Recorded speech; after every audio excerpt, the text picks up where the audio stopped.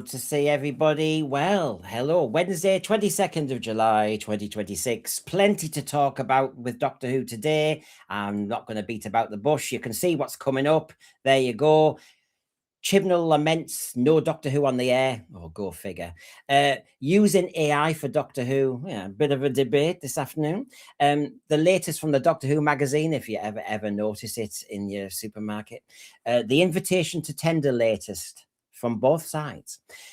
Doctor Who movie wish list. That's a fun one. So it's a bit of everything for everybody. If you're having your lunch, your tea time, or you're just getting up, or you just want to hear Doctor Who passionate fans talking about Doctor Who. Obviously, I did my Doctor Who my BBC watch the other day. This is when I get back to just being good old Doctor Who. And of course, I need friends on. And so I've gone to all sides of the world. So let's first of all go to very hot Texas, our favorite Lone Star. Hiya, Christian. Howdy, good to be here. And we won't stay in Texas. This is like the World Cup. I'm going to go all the way to Adelaide, down under, freezing his bollocks off. There he is, Dougie. Will you please leave my bollocks out of this? Thank you. It's better than howdy, partners. Howdy. So here we go again. Plenty to discuss. Plenty of fun there. So everybody, welcome. You'll be joining in. I know. Go to see Alfie Jack. I haven't seen you for a little while, so it's lovely to see you, for example. Now, here's, you know me, there's no small talk. Our media insider, I did this show ages ago, but it keeps coming up. And Dougie's got a lot to say. I've got a lot to say, and I'm sure Christian does. Obviously, me and Dougie have got skin in the game about AI, but a lot of us as Doctor Who fans have seen AI interventions with the Blu-rays and various other things. So, as I said in the show ages ago, stop using AI on our Doctor Who was one opinion. But if I look at this, lads, Darren Lit Roundels, Rich Tipple, loads of people do amazing colorizations using AI of our great 60s classics. And when you see, for example, this picture here, how can I deny that? I mean, Dougie, when you see that, I can see it's not quite Ian Chesterton. It's not William Russell. His eyes are a bit different. But as a kind of vibe, it makes me feel really good. Oh, I love it. I mean, as I'm sure we're going to get into, it's a tool. And yes, it's the vibe. I feel really good seeing that. It makes me feel nice. Good old Zabi there, Christian. This is excellent. Again, originally they could not do a lot of things. As it's progressing, the work becomes more finely detailed and it becomes progressively more impressive. The big question is, at what point will it surpass our capacity to distinguish between AI and the original? Yeah. And once it's that good, once it's become that polished, wow. Well, like you see in this one, I've used this one deliberately. If you look from a distance, beautiful shot from the Daleks. But then you look at William Hartnell and it's not his eyes. Right. Now, something's off with that. Yeah. So, of course, you're going, well, okay, so that's AI intervention just to make a classic. I suppose it's like an impressionistic painting. What you're seeing there is overall one of our black and white classics in color, and you can kind of appreciate going, God, it just makes me feel as I'm there. Yeah. Obviously, when we've got the Blu-rays, people have said, but yeah, you see the eye of Peter Davison or something change, and then that really ruins it. When we use AI a bit wider afield, Dougie, where do you stand? By wider afield, are you talking beyond artwork in sort of general life, or just? Oh no, the Blu-rays. Okay. Yeah. As I say, I see it as a tool, but I think we have to be very careful. I mean, for example, the stuff I do, I'm very open about it being AI, and I don't try to make it realistic. It's just a bit of fun. I think, as I was talking to you off air, the term AI slop is a dirty word to me. I think they're talking about people that, particularly on YouTube, that represent themselves as real. And I've watched a couple and almost got sucked in and then realised, no, there's something not right about it. So when there's misrepresentation involved, when it's tasteless, and when there's no creativity where they literally press a button and hope for the best, yes, there is a bit of hit and miss. I'm the first to admit that. But all the stuff I do is worked out in advance. I design the characters, I design the look of the thing, I design the lighting. So the broad generalization of AI slop gets me a little bit hot under the collar. But having said that, it does make me nervous. Like, I mean, when does it start becoming too much and there's no human involvement whatsoever? Well, the other thing is, I mean, I saw earlier, I've flashed it up and I've forgotten who said it. It was Tom by Chick Wendy, who's in control of the AI, though. Benjamin Davis, AI should only be used as a tool to help instead of replacing the artist and the writer. Exactly. I totally agree with that. I mean, exactly. Doug's an artist. The last thing he wants to do is make artists redundant, isn't it? No, absolutely. It's a tool. Like when I was at art school, we loved this thing called an airbrush, which was the greatest thing. You just sprayed the colours on them. They were so smooth and beautiful. It was a tool. And now we have this new tool called AI, which I'm just exploring. I'm very much a learner. Someone like Garbage knows much more than me, and some of the results he gets are fantastic. And there's a lot of people out there doing great work. As I say, the ones that annoy me are the ones that pass themselves off and misrepresent themselves, and that's where it becomes a bit blurry and a bit questionable. Yeah. How is this making you feel, Christian, on Doctor Who, in the colorized photographs, in the Blu-rays, in the little interventions that are going on now? I mean, Ian Levine did his AI restorations. I mean, there's two camps there, aren't there? I hear people saying, look, if we can't get the missing episodes back, I'd love to see an AI version of Marco Polo. And then there's a lot of people going, don't you dare. Where do you stand, Christian? If you're talking about episodes that cannot be recovered any other way, you've reached the point where everyone is generally the consensus, we're not going to get these episodes back visually. Then go ahead and use the tools that are available to try and recreate it to the best possible capacity you can. It's a no harm, no foul situation, provided you try and recreate it with as much fidelity as possible. The problem comes when people decide we're going to retool it to other purposes, such as making the War Chief Master. You don't do that because that's directly transforming the original narrative to serve someone else's function later on. If you're not going to be doing it with fidelity, don't do it. But in terms of going in and just colorization is becoming progressively better. If you look back at, what was it, Turner Classic Movies 30 years ago, trying to colorize black and whites, and you could see everything was off. They were giving it the best shot they could, but it wasn't good. No, it's hard to watch. Now we're seeing steps taken where it's very hard to distinguish. So for colorization, for increase of resolution, that's good. But don't retailor it to serve current day purposes. Spot on. So I guess that's where I draw the line. I mean, this is Mechanus. This is from what, 1964, 65, I think probably 65. Oh my God. I mean, the AI has obviously colorized it and it's sharpened it. Now that is a beautiful, if you know, Doug, remember when Star Wars came out in the 70s and you saw some of the artwork for the movies, and you could see. I got a book somewhere. Yeah, it's beautiful concept sci-fi art, isn't it? And Absolutely. you look at that and you're going, wow, that fits. That is a beautiful depiction of Mechanus, and absolutely.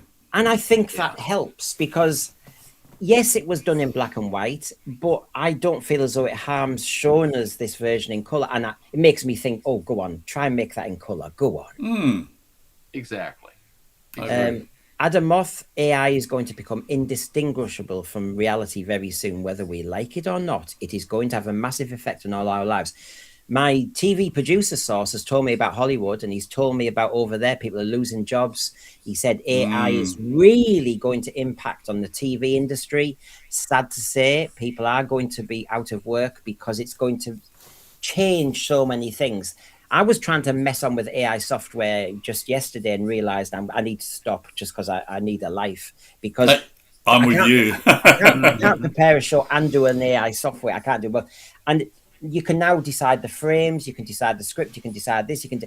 it's great. You can be a little movie maker, but I just thought, no, but I also need to do the pots and the ironing. P-STEM to fix. AI assists the artists. It is not really designed to replace the artist. As a I tool and agree. a time saver, I think that AI is okay. Yes, in other words, we're the boss. If we stay the boss, we're okay. Now, Garbage Who, everybody, he's just done a very popular. God, I was about to say the 18 Transformers one they did, a Knight Rider. Check out his channel, of course, as well as Boomer Ducks. Garbage Who. AI can be used for fun if there is no more Doctor Who. If the BBC can't give us what we want, we will make it ourselves. Well, yeah, Yeah. it's Yeah, up to them. absolutely. Yep. Yeah. I agree with that sentiment. Paul Hunter, AI should stand for atrocious intervention. Bill Silver, that image from the chase looks okay, but the orb at the center of the eye should not be blue. That is from an earlier one, I know. Yeah. Yes, I agree with that. Sometimes the AI changes things, and you've got to be aware. Are you wanting, and I normally like historical accuracy, but sometimes just for a bit of fantasy. The first ever regeneration, the post regeneration episode, we've got Troughton and Hartnell there in colour. That first moment. Now, yeah, is that sacrilege or is that just a magical moment? This from the Dalek invasion of Earth. Do you know, there's something about, I want it to look like a set. I want to see all the scrapes. I want to see the craftsmanship. And I actually find that the AI, the colorization and actually the sharpening, I can actually appreciate that as a set. I agree. I mean, that's... Well, it shows you the effort that went into it originally. Yeah. Yeah. Yeah. I agree. It's about enhancing and improving, but keeping it in the spirit of how it was originally filmed. Don't tweak it too much. I think I recall in your fabulous program with Mark, he wasn't against colorization, as I'm not, because, for example, the war games, they probably would have done colour if they had the budget for it. It's not like Citizen Kane. If you touch something like Citizen Kane, that's sacrilege. That's an art piece. Yeah. But Doctor Who, if they had the budget, they would have done it in colour. And despite the criticisms and the editing, which I agree with, the look of that War Games colorisation is beautiful. Although this, I mean, AI here has made me think that monster from Doctor Who is actually just a hairy bollock. I don't know what the hell's going on. It's not just me then. That's what I was wondering too. I mean, is that the Slither? I mean, well, I don't know. I'm stuttering here. Hairy bollocks can be scary, Brendan. So I think as a monster, it's probably a good idea. You're talking to a gay man. I'm no comment. I bet you've seen some scary ones in your time. Oh, I've seen too many. No, sorry. I'm just making up crap here. So let's be serious. 10th planet. I mean, whether that's Polly's colour jumper or not, who cares? But it's I agree. I think sometimes as fans we can be just a little bit nitpicky, and does it really matter? It looks great. It just looks like a nice shot, and I appreciate the fact that I can really stare at that Mondasian Cyberman, Christian, and really appreciate the actor underneath. I mean, come on, we know it's TV, so it's really enjoyable to look at that picture now. Absolutely. Well, the nice thing about, say, the color is it allows you to see more gradations. The scene pops. You've got the green drapes in the back. You've got the red jumper. It makes the image stand out a little bit more. Yeah, and I agree. I'm okay with that. Me too. Ed Vane thinks if that's a bollock, I need to go to the doctor. But, but then, misses? I tell you what, again. I have to say, these colorizations made me go, oh, I quite like Ben. I have seen photographs before, but when you see them in color, I mean, just look at the hair. You think, wow. And the dusty time rotor. Whoa, that needs sorting out. Yeah, get the cleaners in. Yeah. But there's my shot. This is it. The beginning of our favorite show. I will never, ever get bored with that. That's beautiful. That's an excellent shot. That shadow is so good. Eye of Horus, congratulations to Garbage Who for creating today's almost lifelike creation of Brendan Noble, former teacher for today's podcast. Unbelievable, a cheek. Ash Lamont, all our friends are here. Afternoon all, long time no see. Managed to tune in to be confronted by testicle chat. Great to be back. Sorry. I've sent Brian into a spin. Sorry, Brian. But yes, there we go. There you go. Instead of looking at what we were talking about, let's see a dodgy eye stick staring at William Hartnell. There you go. That serves better purposes, doesn't it? So yes, that works. There's the 10th planet again. Look at that. I mean, William Hartnell in his prime. Look at that. Yeah, look at that. That's good. So Classic pose. Yeah. Yeah, I'm all for these colorizations to that degree. Now, Boomer Doug, he has skin in the game, and I'm not going to blame him because he's helped me out. So, everybody, I'm going to show you examples of what what he's done for me, and we'll widen the debate. I know Doug does it as a hobby. We do it for fun. We do it for a laugh. We love our Doctor Who, so we're just doing it to bring love to it. We're not trying to change it or make a pitch. But this is what Doug's done, so we can. I mean, obviously, we're talking about the Doctor Who magazine today, so he did this as well. So here we go.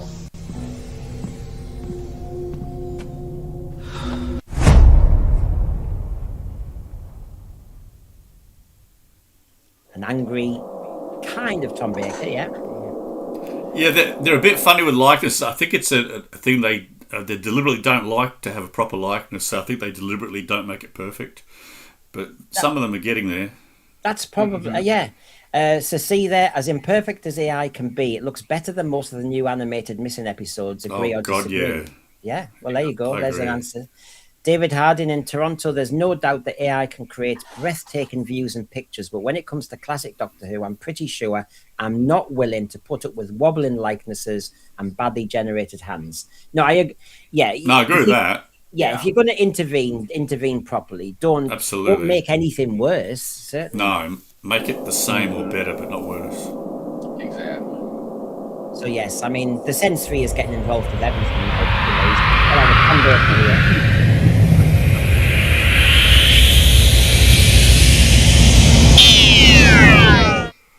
Well, here's a point. The AI actually improved the SenseSphere logo. There you go. Sorry, mate. I stole your thunder. You carry on. Well, no, I don't want to steal your thunder because you did it. Well, no, it's your design though. It's your design. AI just made it a little bit more 3D. Or to Doomsday, why not? Yeah, that was your idea. That turned out really well. And it's just for a joke. Yeah. Bad shot though, isn't he? Yes, it's a bit like when I had no control over that.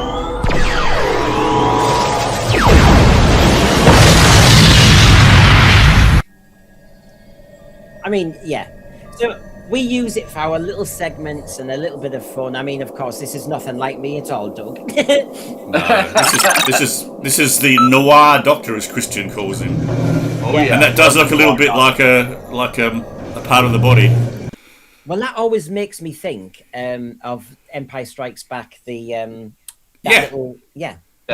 probably what happened in the AI. It's all this information it has in its little data banks. This one I'm quite happy with. Turned out quite well.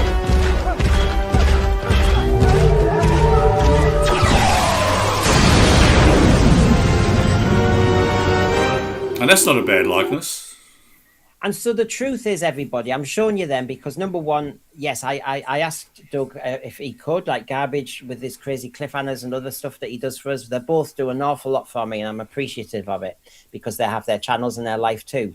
But mine are for just levity, just to break up the debate for a second. It's not to change Doctor Who. And so, yeah, we know this is to kind of replicate the invasion, and we're okay with that, aren't we, Doug, really?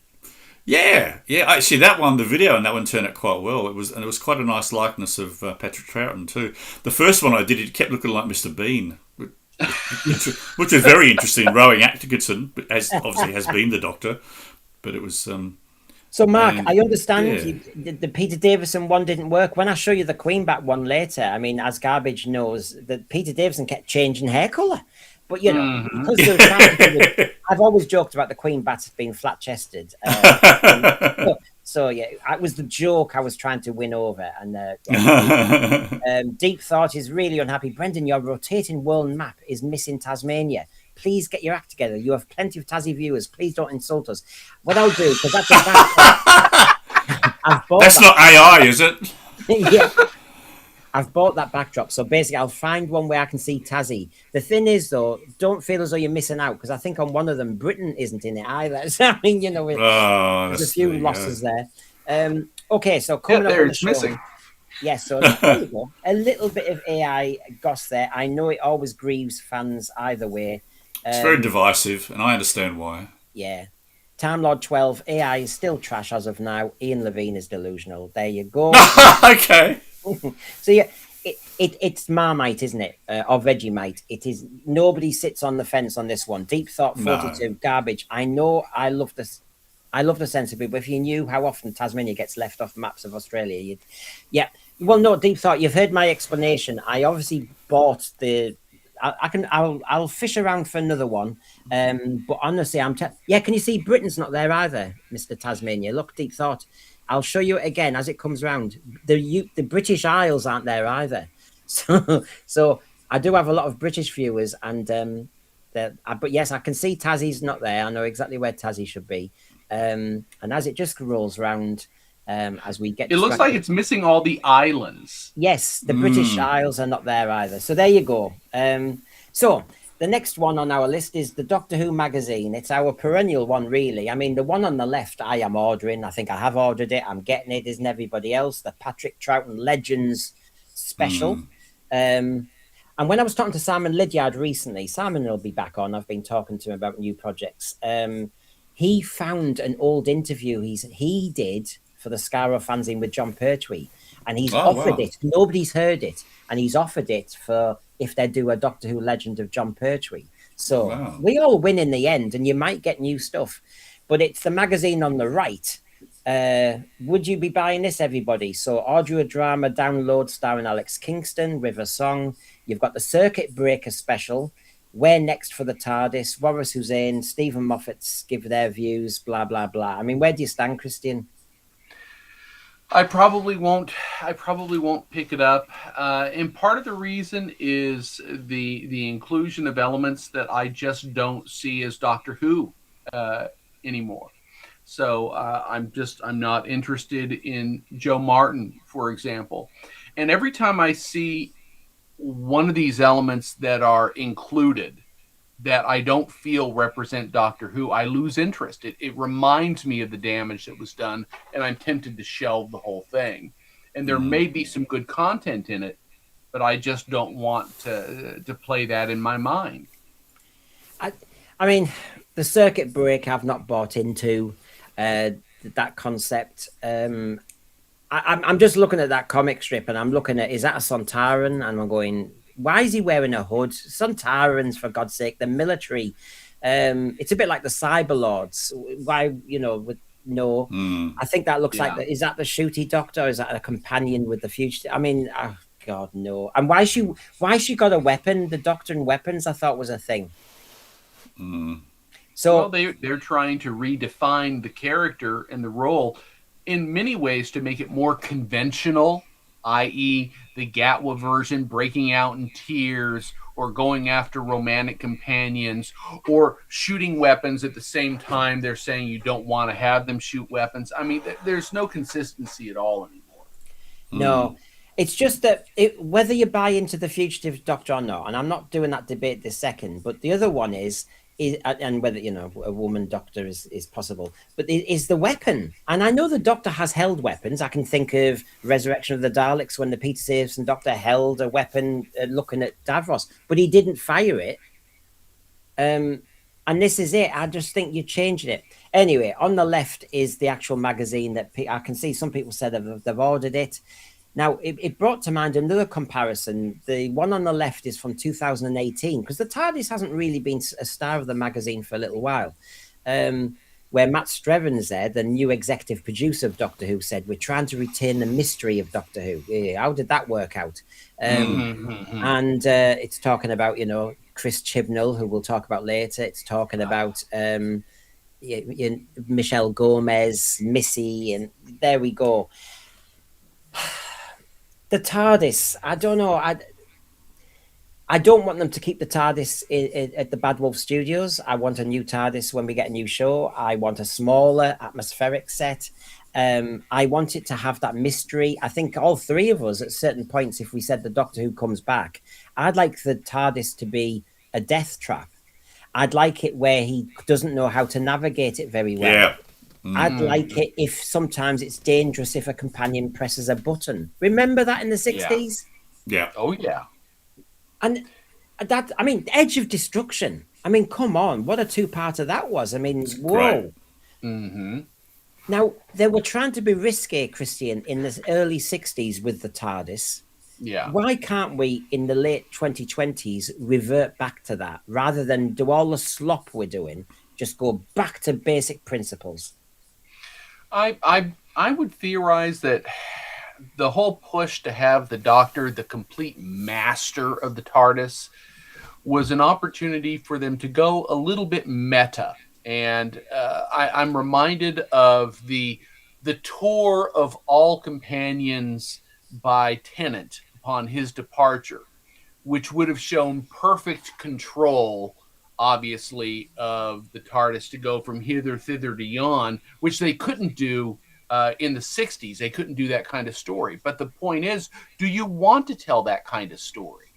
It really took some of the significance out of Tennant's original departure back in 2009. Don't do that. It works better if he doesn't have complete control of the device. And it's a bit dog like a lot of dramas and a lot of sitcoms like Minder, Indoors, you don't see that character ever. And if you do, I think it spoils it because our imagination runs riot. And I think you shouldn't really be showing the internal rooms of the TARDIS because leave it to the imagination. And I think sometimes we've had stories that are just showing too much. Well, it takes some of the mystery out. I mean, I guess you could explore it if you say that the TARDIS is largely an infinite space surrounded by a finite boundary.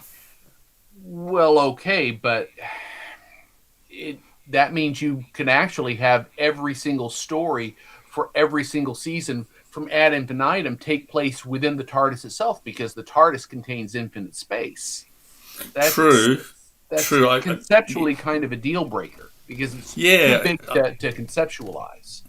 Yeah, I'm kind of on the fence about this because I would like to see more than just the console room, and I like what they did in the movie with Paul McGann. I'd like to see the TARDIS look more lived in because he does live there.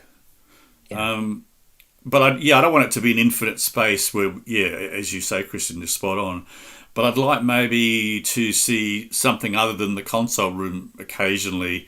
And I'd like to see it as some sort of environment that he not only uses as transport, but it's his environment to live in. I'd like it to be a little bit steampunk, I guess, a little bit H.G. Wells. But yes, that would be my dream. You're tapping one of my favorite eras. Well, I will eventually show you the pitch version by my source, who's no longer, pitching for Doctor Who, and I'll be able to show you. I've had to negotiate, and obviously he owns the copyright to that. But and I'll show you. And so steampunk's a bit interesting there, what you've said. Oh, really? Okay. You might actually be quite amazed, but I'll let you see it one day. Eye of Horus. Okay. Am I mistaken? But didn't the first Doctor occasionally call his ship just TARDIS and not the TARDIS? We seem to like the definite articles suddenly, don't we? He called it the ship, actually, in the early episodes. He just called it the ship. Mm-hmm. Yeah. What I found funny about the circuit breaker idea was we've got a brand new prime minister, and in his speech outside Downing Street, he suddenly said, I aim to be a circuit breaker. And you think, there seems to be... Remember, over the last few years, the Labour Party have been talking about bringing joy back and joy to the world. And I kept thinking, is there some sort of convention somewhere where everybody uses certain language? Because sounds like it. Yeah, joy seemed to be the big word, and now it's circuit break. And then suddenly there's a Oh little God. comic strip called Circuit Break, and then our prime minister mentions it, and you think this is getting too coincidental, you know. But They're Well, drinking at the same pub, aren't they?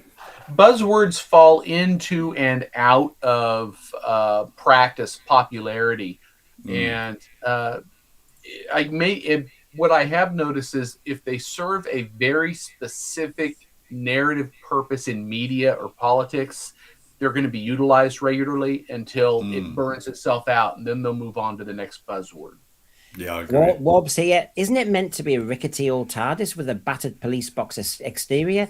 Well, this is it. Sometimes I think we've gone a bit too slick. I don't like it when the doctor just presses a button and goes, right, I'm going to take you to see your dad when he met your mum, and then I'm going to take you to, do you want to go for, even in Classic Who, I know, I'll take you on holiday to the Eye of Horrors. I wouldn't thank you. Eye of Horrors, it looks like bloody damp Wales, which it was. You know, Daleks have been firing at you. Well, you've had a miserable time. I'm going to take you to the Eye of Horrors. Hiya, Doctor. You've been to every planet in the universe, you say, and you think this is the best place to have a holiday. Yes, I do. And you go there, and it looks like damp Wales with some ruins. Really, God. Thank you. I thank God the Doctor doesn't do a travel agency, I tell you. What about when Colin Baker took Perry fishing for Gumblejack in The Two Doctors? I mean, at least that was kind of Spain. Yeah. Kind of Spain, yeah. Now, Kind Dougie could not help himself. You saw the eye. He's called it the Doctor Y magazine. What satirically is going on here, Dougie? Oh, I just thought, why are we even bothering? It's like, Doctor, why? Yeah. Let's just leave it. Let's just leave it alone. It's I guess I'm making a comment on the actual magazine itself, which I have no interest in whatsoever at the moment. That's what I'm saying. It's just why. Yeah. I mean, who are they aiming at, and is it really even worth a read, except for the specials that you're talking about? Yeah, it's not for me, I'm afraid. It does start to worry you a little bit, doesn't it? When you think, Yeah. I've always followed the magazine. When I had Mark Littlewood on last week, you know, he's got the weeklies and the monthly, but you just think, I wonder if it's running out of steam, and that's a shame. But It is. there's been misdirections, and everybody says, "Oh no, you know, with the Doctor Who program, it can resurrect itself." I'd love to believe that, but so much damage has been done. I think people have Yeah. been flippant, and I mean people That's- at the BBC have been flippant I, about that. That you I can always agree. rectify something. The Dallas producers thought they could resurrect Dallas, but that moment when they brought, if you kill off a character, you can't bring him back. It's just as simple No. as that. And they Yeah. ruined Dallas. That moment is so famous in television history. You know, you've just watched 20 odd episodes of Dallas and it didn't happen. It was in Victoria Yeah. Principal's heart. No, no, no, no. And I think we've hit the same problem with Doctor Who. And Yeah. I don't know how many shower scenes in Doctor Who we need, because honestly, at the moment, to rectify Timeless Child, Future, I just don't know. I think the BBC don't realise that they have set off an awful lot of time bombs already, and it may be too late. I Now, agree. Yeah. Yeah. You know, Yeah. carry on. I agree with you. yeah. On our next topic, which is a nice little tasty one, Christian. We had the two Dalek movies in the 60s, right? Now, if I was one of those producers with a bit of finance and I just said to you, which of all the old classic Doctor Who's would you like to be made into a movie? As a one-off. Because that's what they did with the Dalek movies. They just decided, right, it's doing very well. Meeny, meeny, man, and right, we'll have them, and that was it. So, out of the classic Doctor Who, what would you just as a lovely Doctor Who whim, what would you love to be made into a movie? Well, I think you got my text. I liked since I liked Inferno, and I liked the alternate variants that it provided the character, and for Pertwee to play against, that would be a fun one to see reconfigured for the big screen. The Talons of Wang Chiang, Yeah. wonderful era. I'd love to see that whole era recreated on the big screen. That would be fun.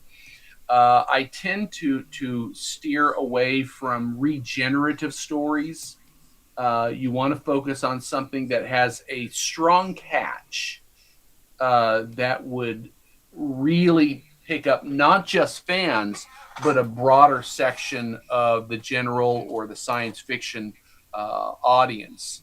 So you'd want something that is tailored for that, if that makes sense. Yeah. As I'm coming to Dougie, I just want to remind everybody that, as you can see, we're going to talk about the invitation to tender process, my update, soon, and we're also going to, as a conduit to that, we'll talk about for a second that BBC advert. So I've just seen it mentioned in the thread there. So Dougie, if you were asked as a top Doctor Who fan, and this movie producer said, "Look, we need to hit a brilliant one. We want, we're going to make off a series of one-off Doctor Who movies out of time with a different Doctor, like they did with Peter Cushing. But which story would you really love to be seen as a movie?" Well, I think Talons would have been great, but my pick would be Pyramids of Mars, because they could do it with a medium budget, but just do it really, really. I mean, I'm not putting down Pyramids of Mars; it's one of my favourites. But do one that does justice to the story. And make it really scary. I would love that, and I love that time period too. Just I'm a sucker for that sort of thing. Pyramids of Mars would be probably my pick. I mean, there's lots, aren't there? But that's the one that came to mind. Well, I'm gonna stand as Doctor Who fans do. As soon as you mention something, you're standing on a landmine, and people will either go mad at you or they'll say, so I'm risking that for the sake of entertainment, everyone. Clearly, one movie version or treatment of Dalek Master Plan. Whoa, can you imagine the different worlds, spaceships, the action going on there? Because that would be a movie epic. I can see that. It would be a 3-hour plus movie, that one, but I think it'd be great. Yeah. So, obviously, as we did with the two Dalek movies, they stand separate to William Hartnell's two versions, and we're not dissing them. So I'm not dissing the Dalek Master Plan original. I'm just saying, can you imagine a movie version of the Dalek Master Plan? And I can, and I'd love that. That would be a brilliant elevation of it with bigger budget. The other one, is a funny one because again, it's epic. I seem to like my space epics. Frontier in Space. I love that. Draconia and the Daleks. I'd see a bit more of the Daleks. I'd probably say, can we have a bit more of the Daleks in it behind the scenes? The Master, Earth, War. I kind of like that. And the Ogrons, of course. Let's get a new version of them. So there's my two. I'm just seeing what people are saying in the thread. Day of the Daleks says Eye of Horus will be, we have two, right? Because you've got that whole dystopian Earth in the future. That would be really interesting. Pyramids of Mars says Lee Smith. Farsight says Remembrance of the Daleks will be a brilliant movie. Alfie Jack. Well, actually, Seeds of Doom, Alfie Jack, almost looked movie-esque at the beginning. I thought it looked great. But yes, it would, wouldn't it? As a bigger scale, Seeds of Doom. I think The Ark would make a great movie, says Pure Historical. Okay, yeah. Yeah, I'm not disagreeing with it. If you see silence, everybody, that just means because I'm thinking. Bill Silver, I would like to see Evil of the Daleks made into a film, but it would have to be pared down pared down quite a bit. All the padding taken out and superfluous characters, etc., etc. William Morlock agrees with me. Oh well, I'm not alone then. That's okay. Peter Harrington. Talons is a perfect for me. Oldish Earth and future history merged with Sherlock Holmesian. Oh, that would be so good. Yeah. Michael Herbert, of course, because he's the Malcolm Hulk biographer and he knows I love it too. The Return of Draconians, long overdue. Well, why don't we have a movie? Horror Fan Rock says Paul Hunter. There's a few saying that. Theta Sigma as well, or Robots of Death. Lee Smith, Brain of Morbius. Invisible Woman says, well, what about the Invasion of Time? I mean, yeah. And finish off there, Lee Smith, Genesis of the Daleks. We've got some great choices, haven't we? And there's none I'm disagreeing with there, really. No, they're all good. And none of them would have to be big budget movies either. They could be a medium budget film, but done really well. And I think it would actually make its money back easily. Yeah, and we've already seen this made into a movie, and the original counts very nicely too. Let us go further afield. Come along, come along. I suggest you go up that way. Then I go.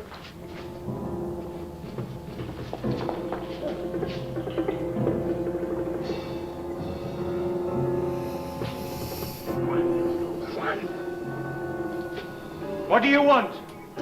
Stop. When I give the word, turn and dive in the water.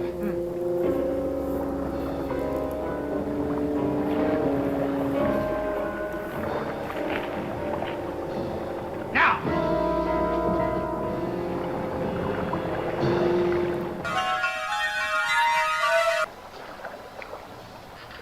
I'll interrupt it there, but yeah, I mean, we love them both, don't we, Dougie? That's a simple fact.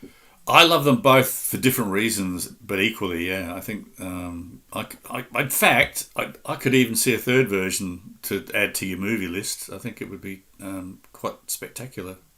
Yeah. And everybody, is there a Doctor Who series coming in the next 4 or 5 years? Well, we'll discuss that again in a minute. But the other version is a one-off movie. It's allowed. It's a fantasy little moment just to go wow. And I can see people saying Caves of Androzani, Curse of Fenric, The Hand of Fear, The All Tenth good. Planet, Black Orchid, says Brian. I mean, all good choices. As Wob says, Earthshock is almost a TV movie already, and with a bigger budget. Wow, what the scale Yeah. of that! Yeah. So as you can see on my next list there, everybody, the invitation to tender who misses, right? It'll come up in a minute, and I'll give you my update from my TV producer source who give me the quotes from the BBC and everybody in between and what you all think. Now, Chris Chibnall opened his gob. Deeply disappointing. It's a shame that Doctor Who is not on the air, he said. Oh, What right. the hell? And so I'll show you a little bit, Dougie, and then we'll get Christian back as well. But definitely disappointing. Chris Chibnall reacts to Doctor Who pause. Definitely disappointing. I probably had the same reaction as everybody else did. What the F? I think it's a shame that it's not going to be on for a while. I hope they've got good plans to bring it back. It's an amazing idea. It's an amazing series. Hopefully they'll find people who, reinvent it for the... Right. I feel sad for the... Oh, sorry, I'm Go on. groaning. Well, no, I was just thinking if he hadn't have started the ball rolling and killing the series himself, we wouldn't be in this situation. It galls me. When he says it's an amazing idea, I go, I agree. And when he says it's an amazing series, I go, I agree. The thing is, though, it is not indestructible, Chris Chibnall. And it is not a toy in a toy shop for you to play with and then put back. Oh yeah, spot Because on. what RTD2, what Chris Chibnall and what Stephen Moffat did is they played with the toy quite aggressively and they broke bits of the toy and they can't be glued.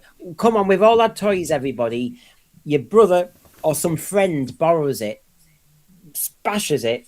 Your mum and dad try and help you out. They glue bits on, they repaint bits. It's never the same bloody toy. And what's happened with the new Who era is we have got the Doctor Who toy, but it's a bit battered, and there's a few glued on bits that don't look the same, I have to say. So we've got Christian. Christian, what do you think, honestly, with my toy analogy? Well, it's a broken toy, if we want to call it that. I would say the work that they've done to the property has been so egregiously damaging. I mean, what would you think if someone took one of your prized toys when you were 10 years old, broke half of it all off, and then glued something bizarre on top of it saying, "Here, I've improved your toy for you"? Most of us are not going to react that well.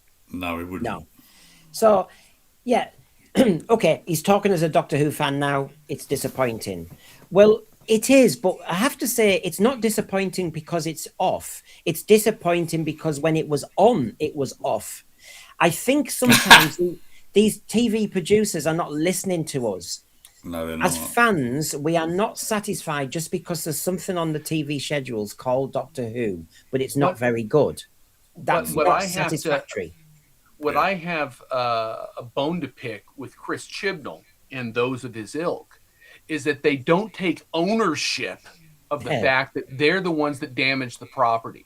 No. It's so sad it's not here anymore. Hey, I burned down your house. I'm so sorry you don't have a place to live. You shouldn't have let that house burn down. What? You were the one who burned it Yeah, down. yeah, yeah, yeah. It is. It's very. It's almost a version of virtue signaling when people just say, "Oh, I feel for you." Yeah, but you're the one who does it. I really feel for the fans. It must be so disappointing. Yeah, but you damaged it.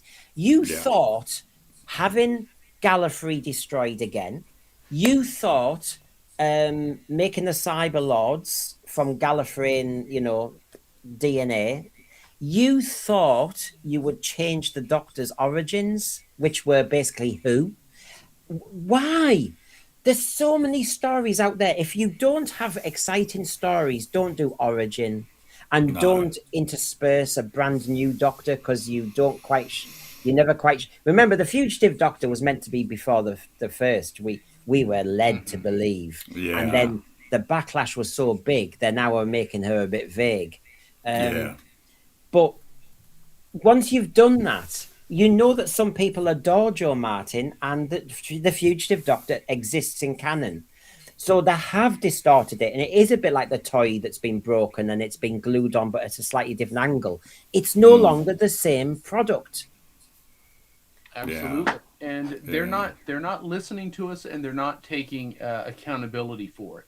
I would have more respect for them if they came in and said, we thought we were doing a good job. We made a mistake. It was, we take ownership. We thought it was good for this. It was bad because of this. We won't do it again. But they never do that. No. Well, they don't. The media, they don't. I have to say, I don't. Does anyone get sacked in the media? I mean, the rest of us would be absolutely out on our ear for mistakes like this.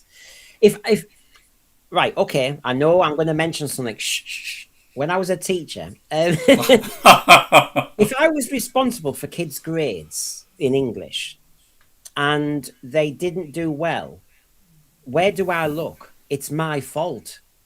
And yes, I might not be sacked that year, but if my grades don't go up, I'm leaving. I mean, you know what I mean?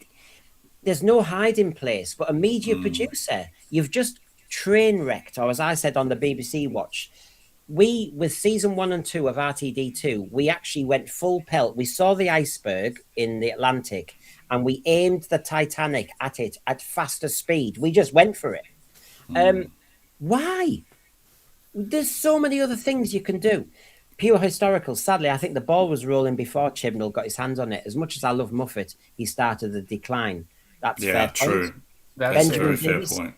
to be fair, says Ben, he's talking as a fan, but he should feel a bit responsibility for helping the end of this iteration of Doctor Who. Yeah, I agree. Yeah. Well, this- but that's where I look at what the experience was with Moffat. Things were sliding with Moffat, but those we could do an end run around. They were not canon busting. No. When Chibnall got in, he started to really introduce canon busting elements. That's a problem. Well, Lee Smith can feel my pain. I once kicked my uncle in the slither. I once kicked my uncle in the colorized version of the slither by ripping up my Star Wars figure packaging. Oh, yeah, I know. Oh. These things are never the same again.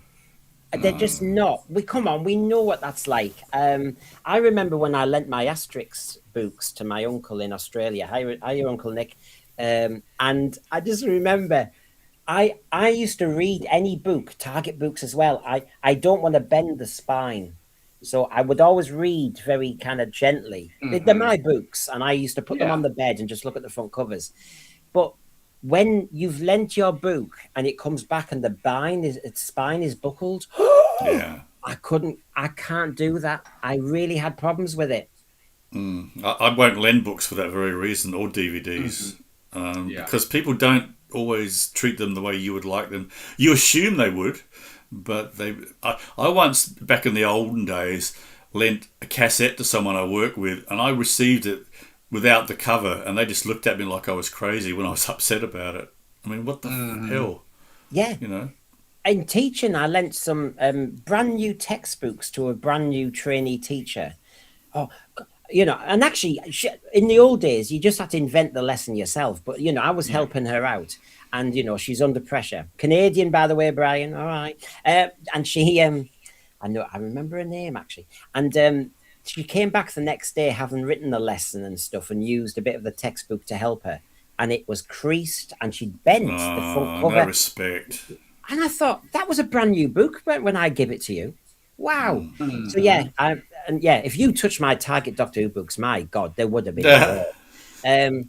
Even when me and my brother had fights, he wouldn't touch my Target Doctor Who books. Oh, my God, that would probably be an existential moment. Alfie Jack, what is so annoying and frustrating is that all three showrunners say early Baker is the golden era, and yet they're moved so far away from that format. It's ridiculous, and it makes no sense, and it's illogical, Alfie Jack. I know. They say one thing and do the other, Christian. Well, I guess they have to come in and say they respect the classic era during its golden run. Okay, I get that.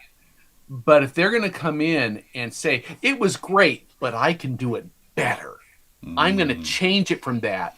So people will look at my work and say, gosh, you're showing respect to the old stuff, but your stuff is so much more impressive. They're not going to get those kinds of kudos if that's what they're angling for. No. Lance up a cup.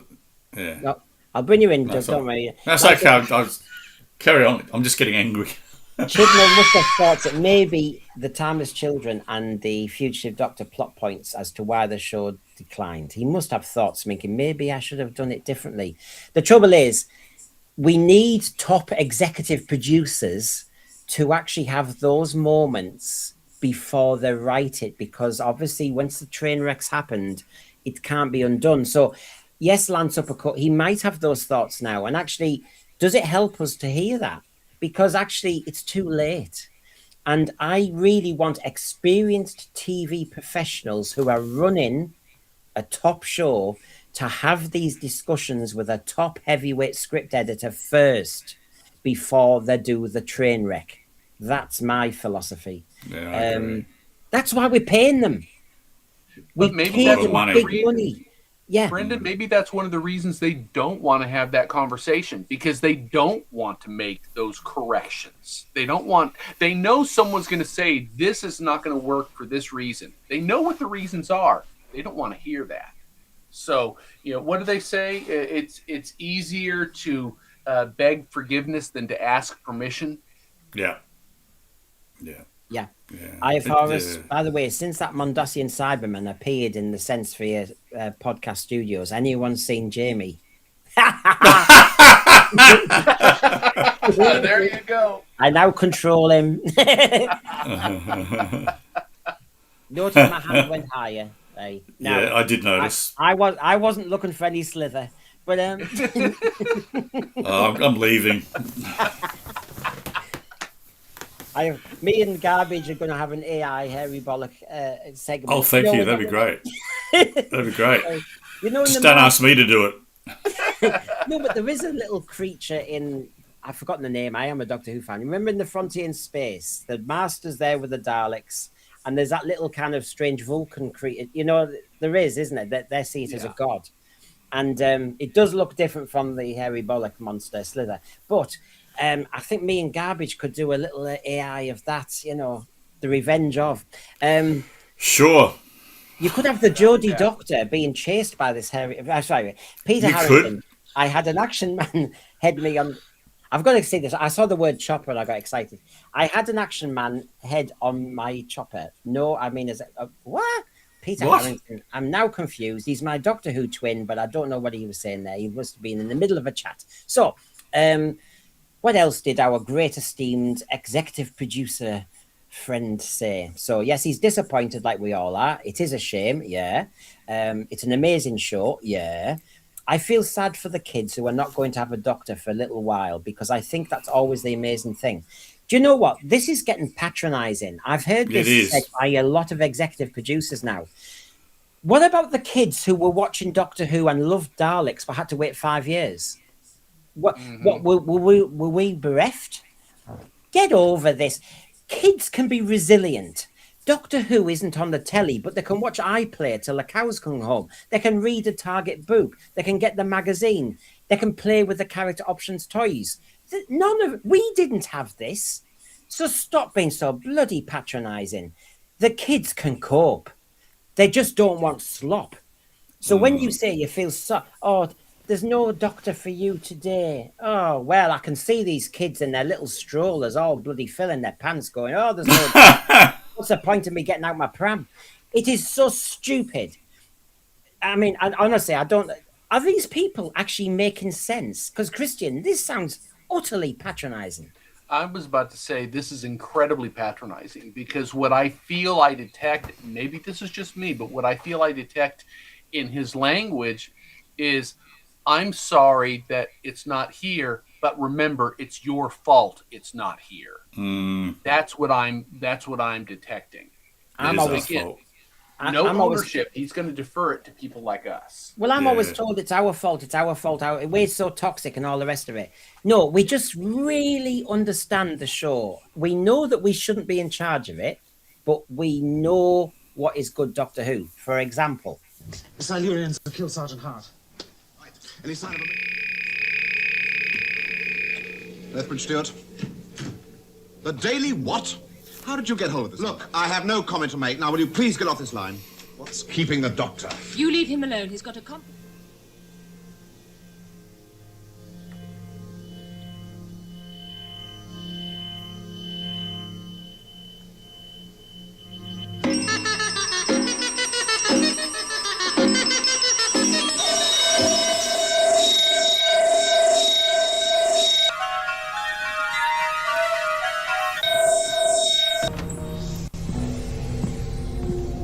I nearly threw your slop in there. That was it.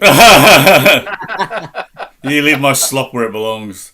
I do miss that gurning though, don't you? The John Pertwee trademark gurning that used to make me smile. It used to take me out of the story a bit. It is fascinating. I always had a problem with Chris Eccleston. He couldn't do the light joking. No, he bits. couldn't. Yeah.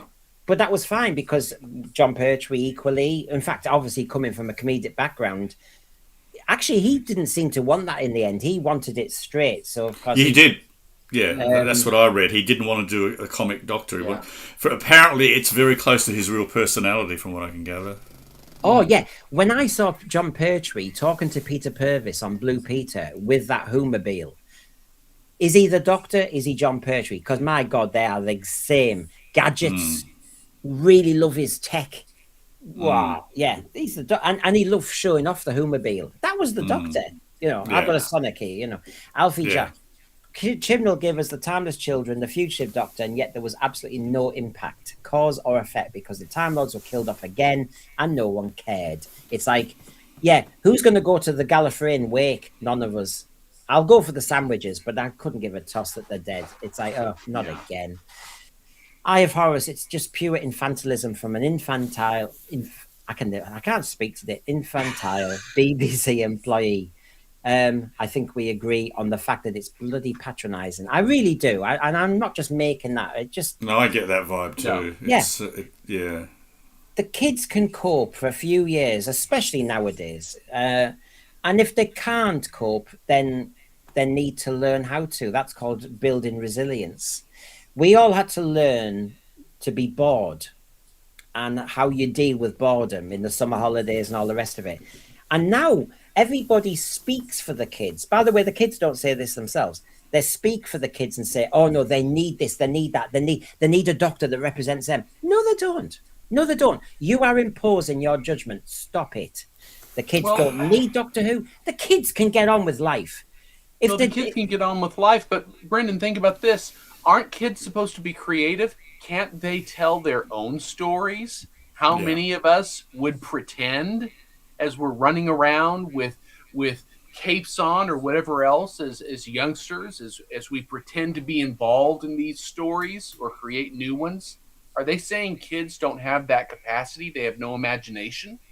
I think they are. I think what I'm annoyed at is I'm so sick of hearing about a doctor that represents them. I never was represented by the doctor. It was just a character that I liked, that I maybe would have liked to hang out with and go on some travels with. But I never saw myself as the doctor. I never wanted to be represented by what the doctor was. It was an interesting character when it was good, that you think, oh yeah, I'd like to go on a trip to the TARDIS and fight some Daleks. But the Doctor doesn't have to be representative of anything. He's an alien. He's an outsider. And Yeah. I mean, it's fascinating, isn't it? How far do you split this down? We all need to see representation. Well, when the Americans fell in love with Doctor Who, they were clearly not seeing themselves there because Exactly. it was a quirky Exactly. British character. That's So exactly right. it's a nonsense for us to say now, oh, you need to see yourself. No. You are missing the point of science Totally fiction, missing the point. and you're Totally. missing the point about doing an analogy as well. You really are. Allegory and all that stuff. So Yeah. I feel sorry for the kids, he says. Whatever. You cast a doctor and you know that the doctor is going to be quite a lot of people's first doctor. But that logic also applies, Christian, to if there's no doctor now, and when Doctor Who comes back, that'll be your first doctor because you haven't seen Doctor Who. So it's just a delayed pleasure. Have people forgotten how to delay gratification? Isn't that what makes something special? You don't get it as often as you want. You don't get the TV show. You don't get the movie. You don't get the vacation you want every day of the week. It's special because it's not always there. Yeah. I would think that a break of a few years is not necessarily a bad thing. Maybe people will appreciate something when it comes back. And isn't this was one of the issues? Now, everybody has watched Doctor Who in different age groups and that. So I'm going to throw another minefield off here. When I was watching Peter Davison, now this is my English view. Dougie will have a very different one because his experience of Doctor Who sometimes was they were on successively. But what I will say is, I thought it spoilt it a bit when I had 2 Peter Davison episodes a week. You know, one on a Thursday, one on a Friday, one on a Monday, one on a Tuesday, because I didn't have that delayed gratification. Yes, I'm a Doctor Who fan. I got 2 in 1 week, but then the season's over faster. I actually adored the summer holidays for lots of reasons. There was no football on, so I was waiting for the new season of football. And then I'm waiting for the new season, which almost coincided because August is the football season in Britain. And then September tended to be the start of Doctor Who. And so you had this all to look forward to. And in the meantime, I read some Target books. And in the meantime, I did other stuff and played football. I just don't get this whole idea.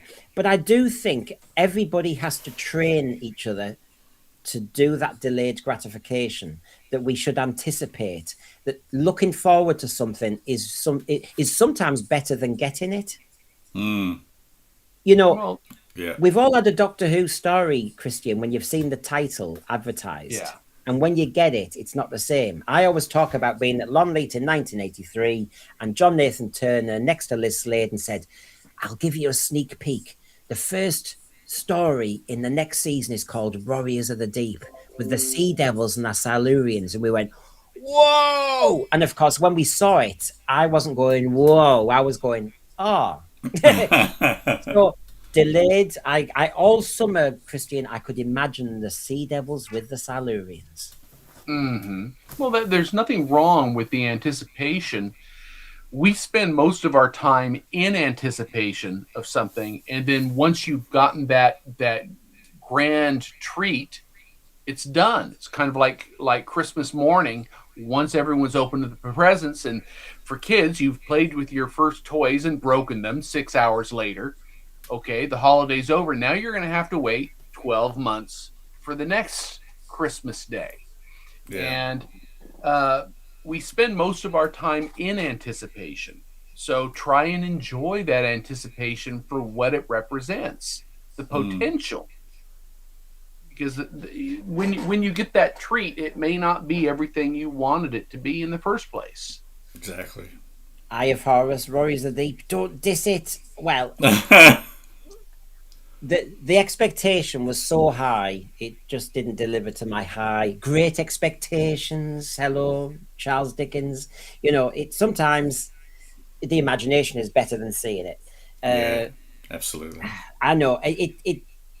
So I don't think these people really understand what TV is supposed to be. So Chris Chibnall says you cast a doctor, and you know that the doctor is going to be quite a lot of people's first doctor, and your first doctor is a bit like your first love. What, you shag it? What? I think his love affair with Doctor Who's very different to mine. And your first doctor, that's why they turned her into a woman. This is what happened. They just wanted somebody to fancy, imagine going to bed with. You see, suddenly Doctor Who was changed into this sex beast because they wanted to have a quicker. I never sat there as a little gay little chappie going, oh, do you know what? I'd love to bed all these doctors. I never thought that at all. I just wanted to be in that TARDIS. So, your first doctor is like your first love. I think if you watch Doctor Who, it's a real connection and it's there for life. So I think it's a shame it's not going to be on the air. It's not the best thing, but hopefully people are going to be Christian, I mean, I don't know where you start with this. I think he's like a lot of our executive producers. He's trying to sound very, very insightful and intellectual and very clever and thoughtful, but actually he's talking a load of slop. Well, a lot of it's platitudes. He's saying something because he's got to say something. I'd really like to know what he truly thinks. Okay, this is off the record. Let's have a one-on-one chat. What do you think about what's happened and why? I won't tell anyone else. I want to know what you think. Because it feels like such an empty interview. You could plaster that with Moffat or RTD or any one of the other big names associated with Doctor Who or any other show. And I think you get similar wording. Was he even interviewed? Yeah, that's a good point. No, he was in an asylum and he was talking to himself. Now, I mentioned crushing on the Doctor as your first love. I'm quoting Chris Chibnall, and all of a sudden the thread is now saying who they're fancying. Of course, it's Perry, it's Joe, and of course I've got two. Well, now you're talking. Yeah. And I have always, I was just looking quickly. I thought the Eye of Horus said that my first crush was the Merker. It's true. Different strokes for different folks. I'm not judging. There you go. Oh, so Eye of Horus, you must be gutted at the Blu-ray collection changeover because the Merker's no longer a pantomime horse from Rent-A-Ghost. Oh, what a shame. David Harding, that was why I cherish my childhood. Action figures weren't something that were fashionable for boys, so my friends and I made our own out of cardboard. We draw, cut. That's why me and Mark Littlewood love talking about the Weetabix. Yeah. Because it's cardboard. Who, with their Easter eggs, well, you eat all the chocolate, you eat the sweets, and then with the wrapping, I remember with that foil wrapping and with that archway, you know, where the egg is sat and that cardboard structure, I remember doing a set for the Three Doctors. Oh. Because it was like the Eye of Harmony. It was the, the Event Horizon thing, and where they all go through. And all that foil was a little bit like, the Cloak of Omega. So I had the backdrop. So I remembered using my Easter egg, all the rubbish, as a set for Three Doctors. Now, you see, no money was spent apart from the original Easter egg. That was it. That's what it's all about. And I was happy. I didn't have a girlfriend. I just had me and my Easter egg box. So see, the Merker was hot. Yes, I fancied the one at the back. Those two men had a lot of good time in that Merker, apparently.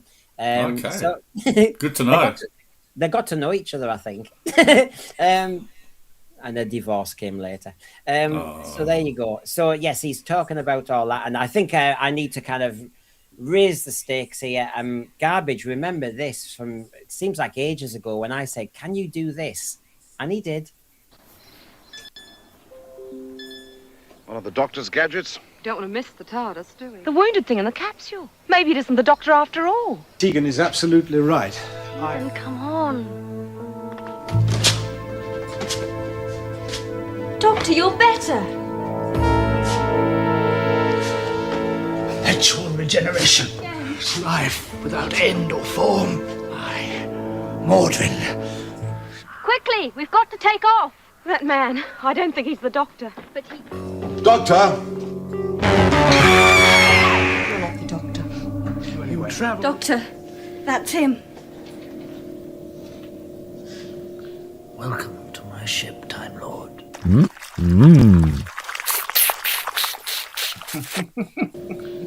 I am Mordrin. When did you last have the pleasure of eating a well-prepared meal?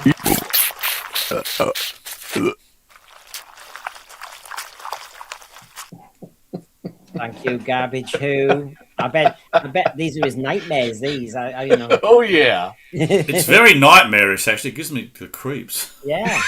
Oh, are you talking about Chris? Sorry. Yeah. So we'll that photograph. That too. That's giving me a nightmare. I'm sorry. Oh. I mean, honestly, so bad.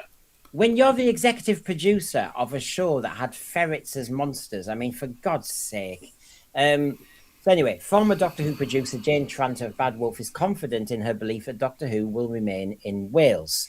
Chris Chibnall says, I have such incredible love for the city of Cardiff and the people, let alone everybody who worked on these shows. But the places we went and the locations that we found, it was amazing. To be able to put the region on camera and know what it was going to, it was going to be seen around the world.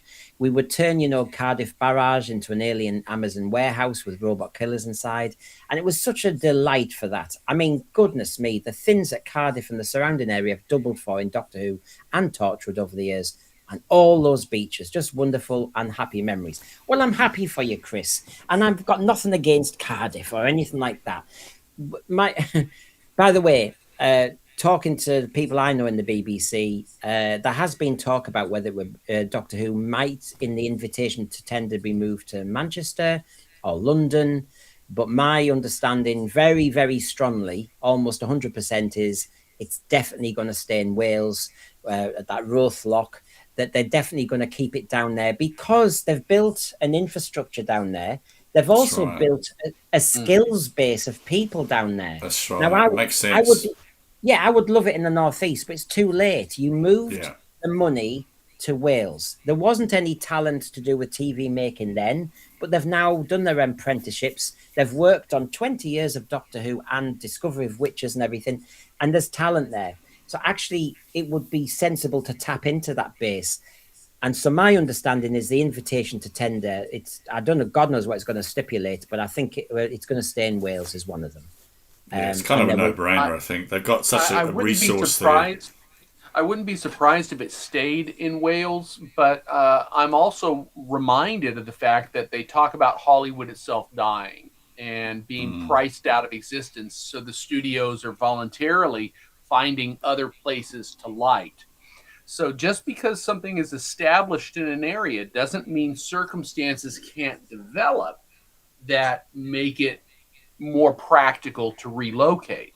But I do take your point with the established pool of talent in Cardiff. It makes it logical that they would opt to stay. I always go light on my politics because obviously it divides our thread, and I don't want to do that. But I am fascinated that our British government will talk about devolution and a northern number 10. So basically all the talent in London has to go to Manchester for a few days each week, right? Something like that. Not saying a word, everybody, but what I'm saying is, so why can't all the people in Cardiff who are skilled have to move to the northeast, for example, because they've decided devolution can be done in TV, but they don't want to do it. That's the point. They just like to talk about it. Now they'll say, well, we moved it to Wales. Yeah, but once it's established, then you splinter it again. You keep spreading the talent. That's proper devolution. You've just created another mini London. It's pointless. Paul Ashworth, thank you very much. Chibbers and RTD2 need to get together and ask what they did wrong. Meanwhile, more plausibly and more likely, alien bananas attack London. Space babies. Oh, yeah. Yeah, I know. We'll never get over that. So thank you very much. How can I thank you? The Who Pets haven't been on today.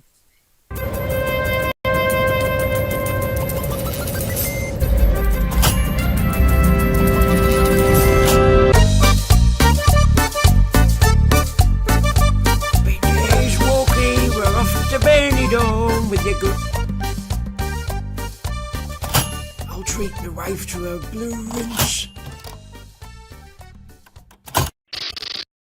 Yes, a blue rinse. Well, she could do with a blue rinse. I tell you, look at the state of her. And one's got a blue rinse there. I mean, when you see the nightmares of the Chris Chibnall years, the Fluxy people. So yes, we will be talking about the invitation to tender in a moment, because of course that's where we're left with, waiting for that text. So I'll park that for a moment, everybody, just to show you a Sheffield Dalek, which I never quite gelled with. I'll be honest with you, it just didn't work for me. So there we go. That's Chris Chibnall saying what he said, and yet when we were saying how he wrecked Gallifrey and the origin story, remember when he said this? As an executive producer, you're building on a sort of laying a fire almost. You're sort of building, you're putting your sticks on top of the sticks that are already there, and you're very conscious of doing that. I'm very conscious of I'm making a reference back to Deadly Assassin or Brain of Morbius or something like that. But when somebody does it to you, it's like, what a surprise, what a delight. Building on it. Oh, I think he was right when he said the word fire, Christian, because fire, there's been arson of Doctor Who. Oh yeah, he burned it down. Although I'm sure he was crowing at every reference to his changes that came from RTD2 during the Gotwell run. Well, and here we go. Just to remind you, facts. Here we go, Dougie. The very first Chris Chibnall story, 10.96. Oh, let's just bated breath. Delayed gratification. By Revolution of the Daleks, it's down to 6.3. So we've lost 4 million. And we'll have green hair as well, a green rinse. And then we go down to 4 million for Power of the Doctor. So, Dougie, I don't know if you were ever good at maths, but it's gone from 10.5 million. I was terrible at maths. Thanks for the maths one. 10.5 million down to 4 million. Well done, Chris Chibnall. Thank you very much. And he says it's a disappointment. It's a shame. I tried so hard to like that series. I did. To be fair, I didn't mind their Dalek stories, but yeah. And I watched every single Chibnall episode, but I've never seen any of them more than once. Yeah, I mean, he didn't burn it down. He shat on it. I'm sorry, he shat on the whole concept. let's not mince words. And the truth is, Christian, I mean, people say, oh, you can't do overnights, you can't do consolidated. Okay, then I'll do that other one. That column there where it dips into the 70s, the audience appreciation. When it goes into the 70s, that means it's pretty cruddy. And it started to slip more so into the 70s. And then you're losing audience. That's what happens. And if you look at the flux, it's all 70s. And it's only got to the 80s in Power of the Doctor because we had a bit of nostalgia and we had some of the old Doctors back. That's why. Yeah. But basically, I watched his episodes one time, and I was not impressed. They did not move me. They did not create the tension I needed. And those moments that he applied that were supposed to be innovative were poorly exercised. Example. One of the problems I had was bringing back the Master because I really felt the way they handled Missy, who was supposed to be the last incarnation of the Master, they had brought that narrative to a close. Yeah. And so when they brought back a new Master, it felt like they undid what had just previously been established. And that doesn't even address things like destroying Gallifrey again or playing with the timeless children and busting canon every way he could to try and remain relevant. Yeah. So even when he did something with impact, the impact was painful and it was devastating to the product. It did not enhance it in any way, shape, or form. And it split the fans who are still split to this day. Well, I, Forrest, was saying, when's our toxic alert, Brendan? Yeah, I'll do it at the end. Yeah, I'm going to be the only show on TV that does the trigger warning at the end. Here we go.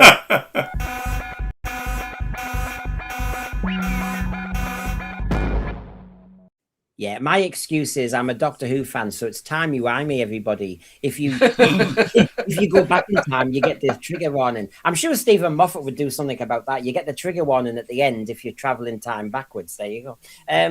So, timey-wimey, everybody.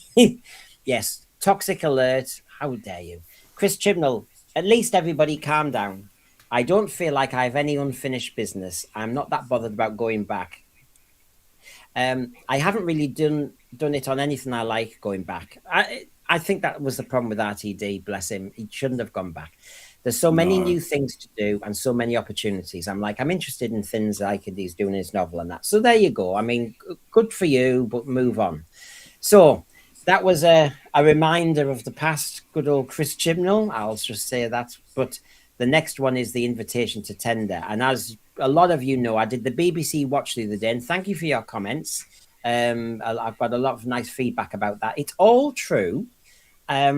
It was a TV producer, independent company who said that. In fact, he texted me today, everybody, to say he really enjoyed my polemic on it. So, in other words, it is all true. Whether the BBC like what I said is irrelevant. It was true as a perception of an independent producer. And I don't know about you, everybody, but I am always one for the underdog. I mean, Dougie, you Aussies, it's the underdog. And isn't it the underdog, Aussie? Aussie, I'm calling you just Aussie now. You represent. Hey, Aussie, my name's what am I, Aussie Doug now? Am I? Yeah, you're Aussie Doug, the Aussie with the colostomy bag. You know that one. But I'm going to get you for Christmas a slither. But Sam might like it. I don't. So I'm anyway, hiring a hitman for you. I've seen him on the BBC Watch. He's quite nice, actually. But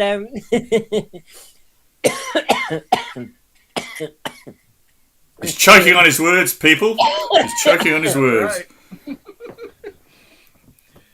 Well, but we're looking at the BBC rigging the tender. I think that's a part of the game. They already know really who they want to have doing this, but they've got to go through the motions That's the to show impression I get. that it's open to everyone. Yeah. And I don't think it's genuinely open to everyone. No, it's a farce from what I can gather. Yeah, it's going to be rigged right from the start. And some people blocked me after doing the show, which shows that debate is so dead. This is the problem. I like the BBC. I'm not trying to defund the BBC. There does need to be a new mod. But I'm not having a go at the BBC per se. I'm making a point that if there's not fair competition, that Doctor Who will lose out. Because what we all need now is brilliant ideas, out the box, cutting edge, pioneering ideas to save the show. What we don't want is somebody who goes like the next EastEnders producer, right? I'm going to bring back Ivy and I'm going to do that. No, it's a different type of show. It's not a soap. What you need to do with Doctor Who is really, really hit it out of the ballpark, and you need something very fresh, a different take on it, something different. Yeah. Because you need to win back the audience. The audience have laughed at it. The audience have ridiculed it. The audience have walked away. So to come back, don't give them more of the same, be different. And so when you hear that all these independent TV producer and companies are saying, what's the point? Then we're going to lose out. And that was my point added to what the BBC, that the independent producer had said.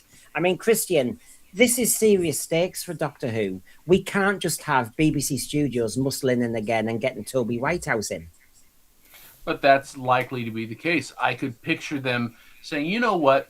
People like Toby Whitehouse. We like Toby Whitehouse. Let's make Toby Whitehouse the Doctor. And why don't we go in and create this companion and that companion?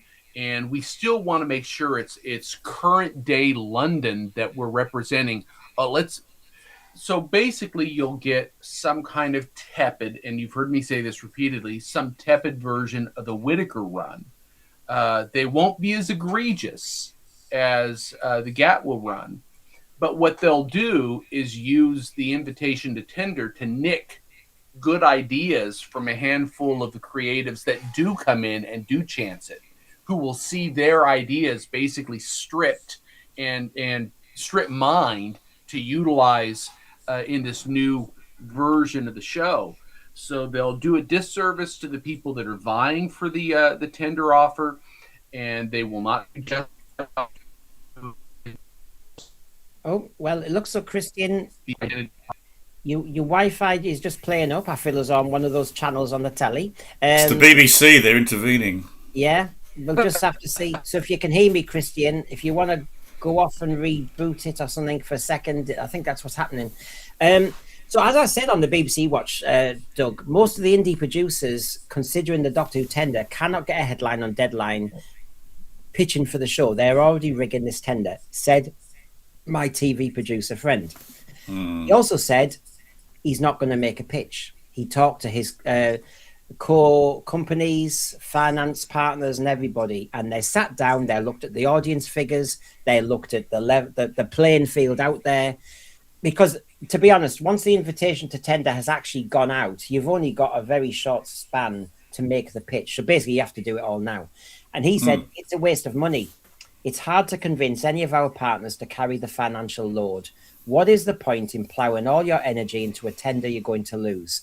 Now, that is an independent company saying that, so I can guarantee he won't be the only one. That means the BBC studios don't have to do the most risque, fresh, dynamic tender, do they? I don't think they would anyway. I mean, nobody really takes any risks anymore, do they? It's a financial thing, obviously, but nobody takes any kind of creative risk. And so we get the same sort of stuff doled out to us every. I mean, I've been watching some stuff on Netflix. It's been entertaining, but it's also samey. There's nothing that's just grabbed me, and that's what's going to happen with Doctor Who. I think it's just they're going to play it safe. They'll probably avoid what's gone by because they know they went a step too far.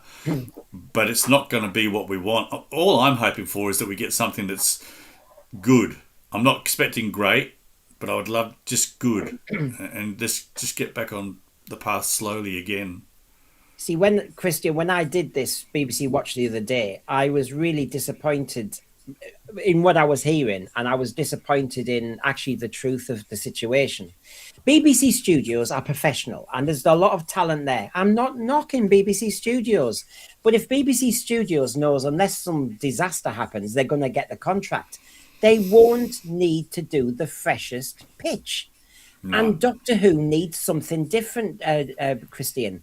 And I think even Toby Whitehouse, I liked his work. He had a brilliant other series. He's doing Bergerac now. He's actually, as I've heard from the BBC, he's in the BBC Studios tent now, making Bergerac. So I'm told, oh, well, they can move him off Bergerac and he could do the new Doctor. Actually, we want new. That's what I'm thinking, Christian. We just want fresh and new. Well, it needs to be fresh and new, and that means they need to avoid going back to the same names that have been affiliated with it previously. And we're talking about the creative names, whether you're talking about faces, performers that are actually on camera, or you're talking about writers who are crafting the story. You need to stay away from those that have been dealing with it, certainly over the last 20 years, in order to bring in an infusion of fresh talent. And my fear is that the BBC will, by default, go back to individuals who have been previously associated in some capacity, laying claim to the idea, well, they have experience with it, they know how to do it. Go the easy path, not go the prudent path in order to create something new. Yeah. So it seems like we've lost TV Centre. They sold it. Nobody forced them to. And so basically now what they're saying is we've got this commercial arm, BBC Studios. It makes a lot of shows because that owns independent companies. So basically we've now built another hierarchy. So my big question is, why are all them BBC executives on big bucks if really all they're doing is saying, here's the check from the taxpayer and you go and make it. Oh, thank you for that product. Now we'll put it on our shelf and show it on our TV. So what are the BBC admin doing? I mean, are they just buying and then putting it on and that's it? Surely one day BBC Studios and all the others can just do it themselves. Cut out the middleman. Because really, it just feels like to me, they're just finding content. Peter Harrington here, the BBC did this in the early 90s. They tendered 25% of their programs out, and and maybe those who worked at the BBC formed companies. Bad Wolf was the same, wasn't it? And then tendered their companies to the Beeb for work. It's a total con. And I think our best Doctor Who example is Jane Tranter, Julie Gardner, Bad Wolf. Bad Wolf then gets the contract. So basically, it's the same people still running Doctor Who. How did that turn out? And my argument with the BBC is, you say you need financial muscle of the BBC studios. How did that financial muscle work with Disney? It was appalling. So finance, BBC studios will get it, Christian, but finance does not guarantee quality. No, it doesn't. And it's frustrating because for us here on the panel, and for those in the chat, and for those who watch this later, a lot of us understand what's necessary. What we want is quality stories, quality consideration of the product. There were some brilliant stories for incredibly low budgets back in the 70s and 80s. It's possible to do that, but they don't want to give us that quality. Quality takes, effort. It's easier to pan it out, play with the dollar bills, pay with the pounds, and let someone else do the heavy lifting. But if the other person can't lift, then what we get is substandard, and they've wasted whatever resources they invested in it. I don't know what's happening in Australia, for example, Doug. You can see what's on TV over there. We're going through a period now where the ABC, so your ABC, you'll be able to tell us, Channel 9 and all those. In Britain, the BBC and ITV and all that, they're trying to find old formulas and resurrecting them. The new idea doesn't seem to be out there. In other words, our TV program makers now don't seem to have too much creativity. No, you're right. We recently, it was announced that there's going to be another Australian version of Traitors. So there you go. I don't watch much terrestrial TV now, I'll be honest, but you're absolutely right. It's regurgitated crap. We have our own version of Who Wants to Be a Millionaire. As I say, there's an Australian Traitors coming. Then was it Married? What's it called? Married at First Sight. I mean, it's all bollocks. There isn't much. The ABC does a little bit of interesting drama, but it's few and far between. There's a series at the moment that's quite clever, filmed around Cooper Pedy. I think it's called Treasure and Dust, or Dust and Treasure, or something. That's got some potential, but that's on the ABC, so it won't be hugely successful. Yeah, you're right. I mean, it's just good. We're basically showing Australian versions of basically English and American concepts, and just catering to us. Even to the point where I think we did, Stephen Fry hosted a version of, I can't remember what it was now, but it was some American quiz show. It's just, there's nothing original. The thing is, my concern is if that's the TV trend, Christian, that means the hope for a new, fresh, innovative idea for Doctor Who is going to be non-existent, because the current TV program makers are really yearning after old IPs, so they won't have a clue how to innovate an established program. Anytime you deal with high investment, a willingness to tolerate risk kind of evaporates. So for the bean counters on top, they keep going back to previously proven properties or ideas, concepts, and rehashing them. And while that may work on one level, maybe there's something universal to the story idea that people resonate with. But the problem is, stylistically, in terms of character, in terms of execution, they try and basically rehash the exact same thing that they gave us previously. They tried to do a revival of Dallas. God, yeah. It did not resonate. They weren't willing to do something new and original. Let's bring back this old property that was such a big hit at one time. Isn't it weird though? Right, this, in a way, if that's the TV trend, that's fallen into what we want. If you think about it, they're trying to find old programs, old IPs, old formats, and re-energize them. So we're all sat there waving at the back, going, "Can you look at classic Who?" No, no, we are never going there. It's only new Who. And you're going, no, no, no. You're looking at all these old TV formats. Why don't you look at the old Doctor Who format? How about a bit of that? Oh no, we can't do that. Why? Well, It's willful. Well, it is willful, but I think that the key is this: what they want is the IP. The IP is supposed to create brand loyalty without having to worry about it. But in terms of content, they're going to shift it to stuff it with whatever identity politics or current day ideas that they think will bring in the TikTokers, for example. And it doesn't work. If you're going to bring back a classic IP, be true to what it was. They tried to do a version, I think, of Kolchak the Night Stalker, 1970s thriller show, wonderful dark humor underneath each episode. Only lasted a year. But when they brought it back, they said, okay, we're going to update it for modern audiences, and we're going to make it very dark and serious. And the problem was they lost the spirit of what it was originally, and the revival, or the reboot actually, did not take off. It didn't work. No. You've got to be true to it. But this is the problem with the current program makers. They really don't get it. They're not Bill Cotton. They're not Lou Grade. They are just not.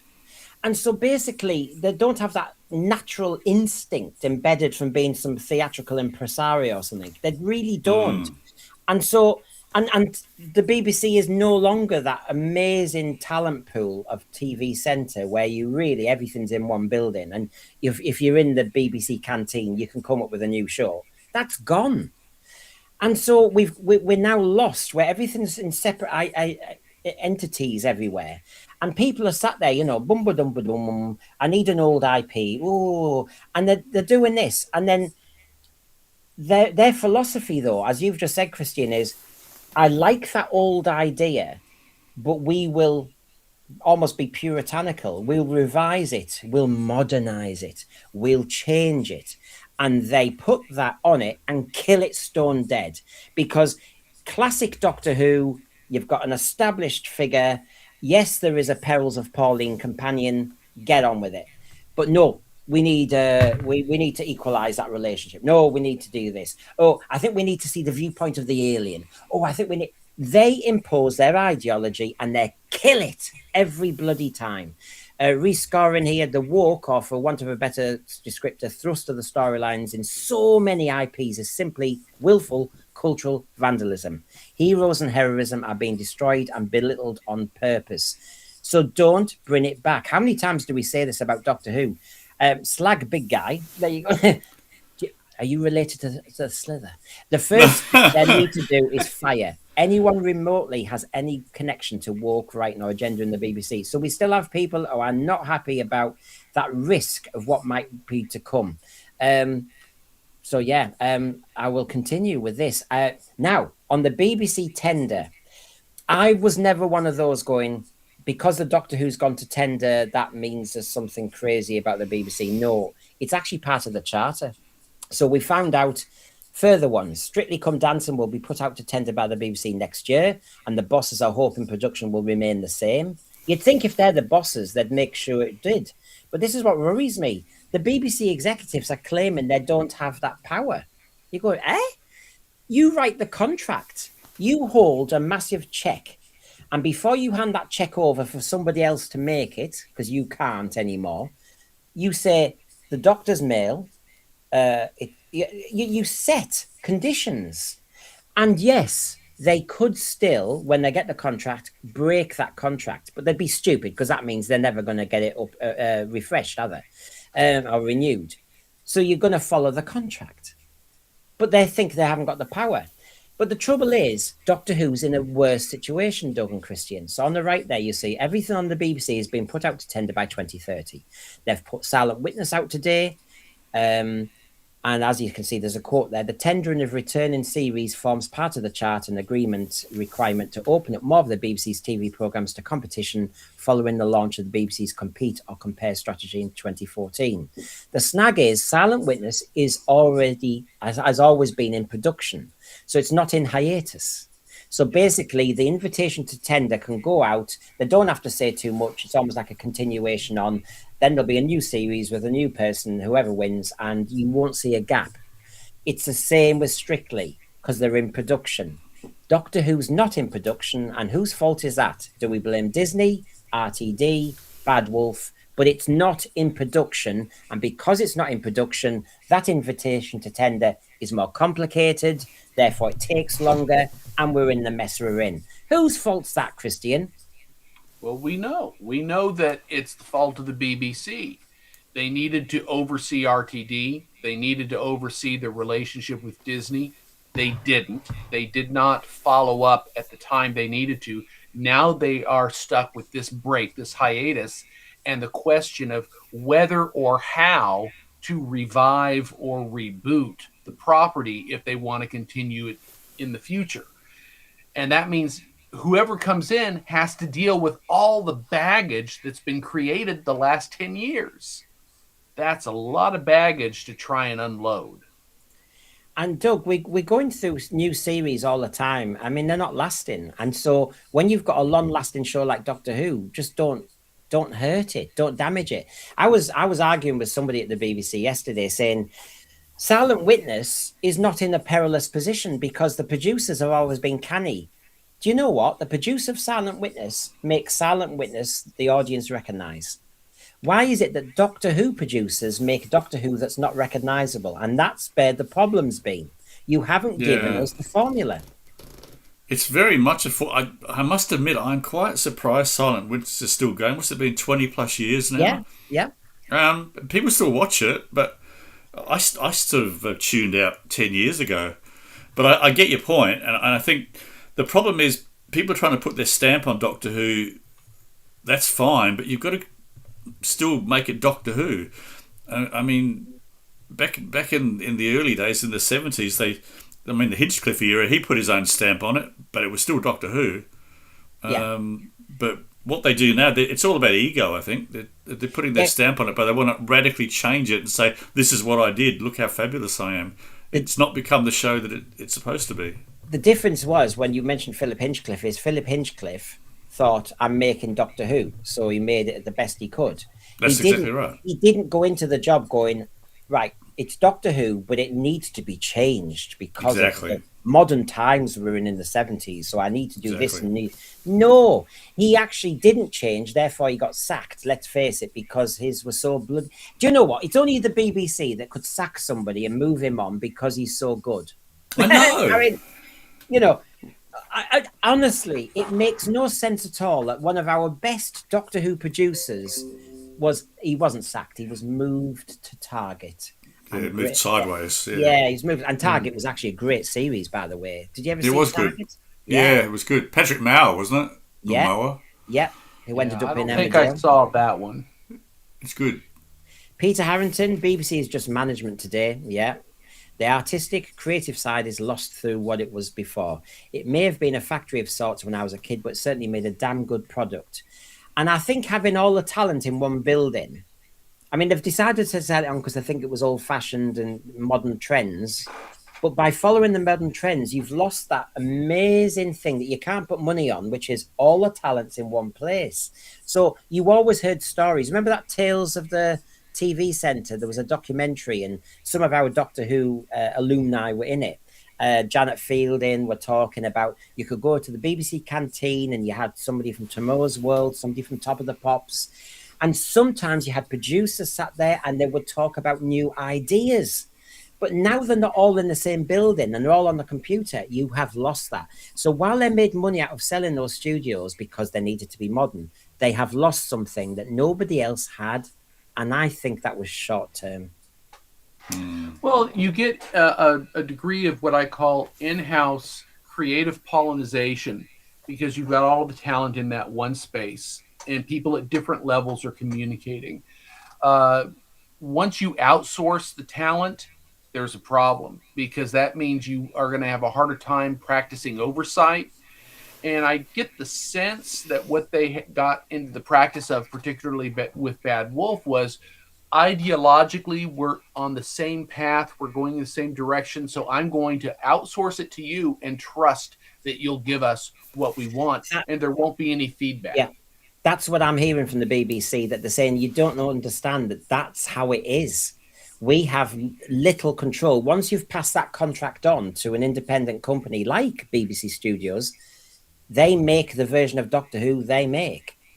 And you think, oh my God, so what's the bloody point? Why are we so bothered in the end? Because actually, they're not really, because they'll just say it's content, it's on. We value Doctor Who, it's going to get made. What you're all kicking off about. Because it's just not Doctor Who, it's just it's going to be somebody's version of it. And because there's no oversight, it really concerns. How can you make TV when there's no oversight? Philip Hinchcliffe, Graham Williams, John Nathan Turner must be really turning in a... I mean, honestly, this is crazy. Because how many times were they called up to the head of drama and said, what's all this about? What's this script about? What are you doing? None of that now. It's just too late. It's like you watch it. It's almost like the BBC executives sit there with their little kind of DVDs and go, oh my God, that's Doctor Who now. All right, what a shame. It's like, is that it? You don't get on the phone going, what the FNL is going on here? You know, whoa, you know, kick ass and do all that lot. You know, this is Doctor Who.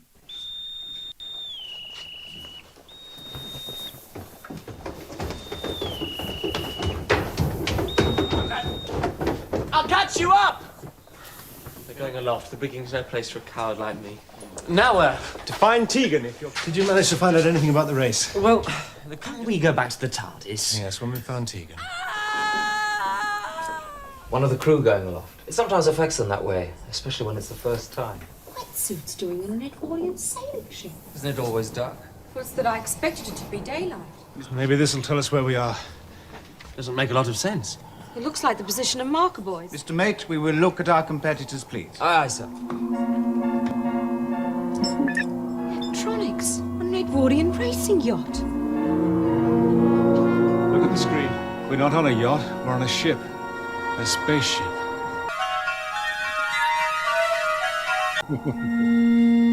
Remarkable. I think they have their maritime history. Yeah, they have the maritime run. After now, I think you've spotted we are live. Very live. I have to say, and it's an amazing chat, as Tony Farrell says, and I've got to get you on. I mean it when I said it. Having no oversight over how public money is spent is a disgrace. I can't believe we're in this situation. Now, it may not be the BBC executives' fault if the previous government created this competitive thing. They're having to deal with the TV landscape they've got. But if that's the case, it's the end of the BBC, because in the end, you might as well say just get rid of that format, because the people in that broadcasting house are not TV makers. So we could save an awful lot of money. Really, I know there's people there doing various things, but you could save money, because what is the point of it? It is just a buyer, or as I said, they're librarians. They decide what books to buy, and they put certain books on a shelf. So they're the buyer, and they have a platform where they put the programs. But really, they're nothing to do with the creativity and the innovation of TV. They're just not. No. And I think that means you lose something, because that's when we used to say this about John Burt, the Director General. It was just accountancy. What you wanted is a Bill Cotton. That's what you wanted. You want somebody who knew it. Michael Gray, sorry. We know how he felt about Doctor Who, but he had the Grade family and he did know entertainment. So he had a wider, he knew TV. And I think we're losing something there. Now, I can see people in the thread are talking about the BBC advert. I'm going to do a BBC watch on that. But there's my little advert about this. Obviously, my Aussie mates may not see this, and my American may not see this. But basically, the BBC are under pressure, as you know, about their license-free renewal, and they've lost a lot of people paying their license as well. So what they've done is what the BBC are pretty good at. They make sometimes very expensive adverts. In the past, we've had Doctor Who in various iterations. And in this one, Romesh Ranganathan, I can never say his name properly, but he's a stand-up comedian. And you can see there the TARDIS. You can see some Daleks in the background. He'll go through the EastEnders set. He goes through all the top all the top BBC stuff. And there's in the EastEnders pub. You can see David Jason sat down there. Must be in his 90s now. And Yeah. you see Sue Perkins from different. So you see all the kind of alumni of BBC over the years. And it's all done to a song. What has the BBC done for me? And it's trying to replicate what all those license payers are saying, which is, why should I pay for the TV license? So they're trying to give us an answer, which is, I think it's a nostalgic answer, which is, well, we've made these things in the past, so stick with us. But our truth is, yes, you did make those and we like them, but we just don't know, maybe like what you make now. So we don't pay the TV license. It's one of those tricky ones, I think. Now, you do have the ABC in Australia, which is the same thing, isn't it, Doug, really? So yeah, but we don't have a license fee that comes out of our taxes. Yeah. So what do you think when, if I mean, that bit in yellow is actually what the advert is about. What has the BBC ever done for me? If my answer is you've done loads for me, that doesn't mean I pay for the license fee in 2028, does it? Because they made a brilliant show in the 70s called The Duchess of Duke Street. Why do I have to? That's already bedded in, isn't it? I haven't seen the ad, but it seems like it's going on the wrong track. It's not giving us any hope for the future. It's saying, look what we did in the past, and they wheel out David Jason in his wheelchair. What the hell?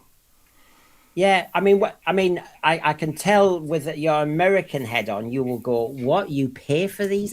You are taxed for this? But this whole idea that the BBC is making the argument, Christian, that because we made good stuff for you in the past, please remember, pay for us now.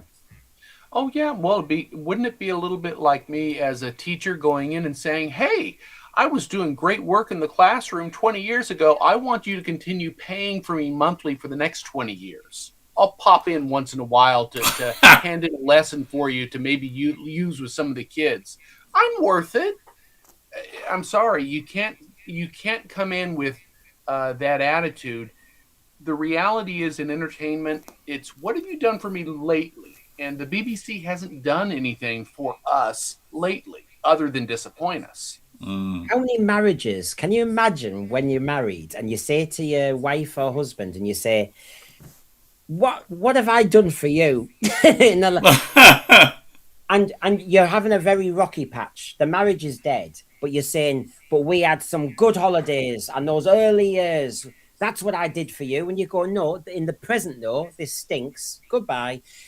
It's not a good argument. You can't argue that the past was good, therefore the present we want your money. Seems very desperate. Yeah. Like in a good marriage, every day has to be a good one. Otherwise, what is the point? So they've kind of got a relationship with the British public, which is, come on, we've done all these things for you. Let's keep the relationship going. But surely, as a lot of people have said with this advert, show us your present content rather than try and remind us of nostalgically and get us all sentimental.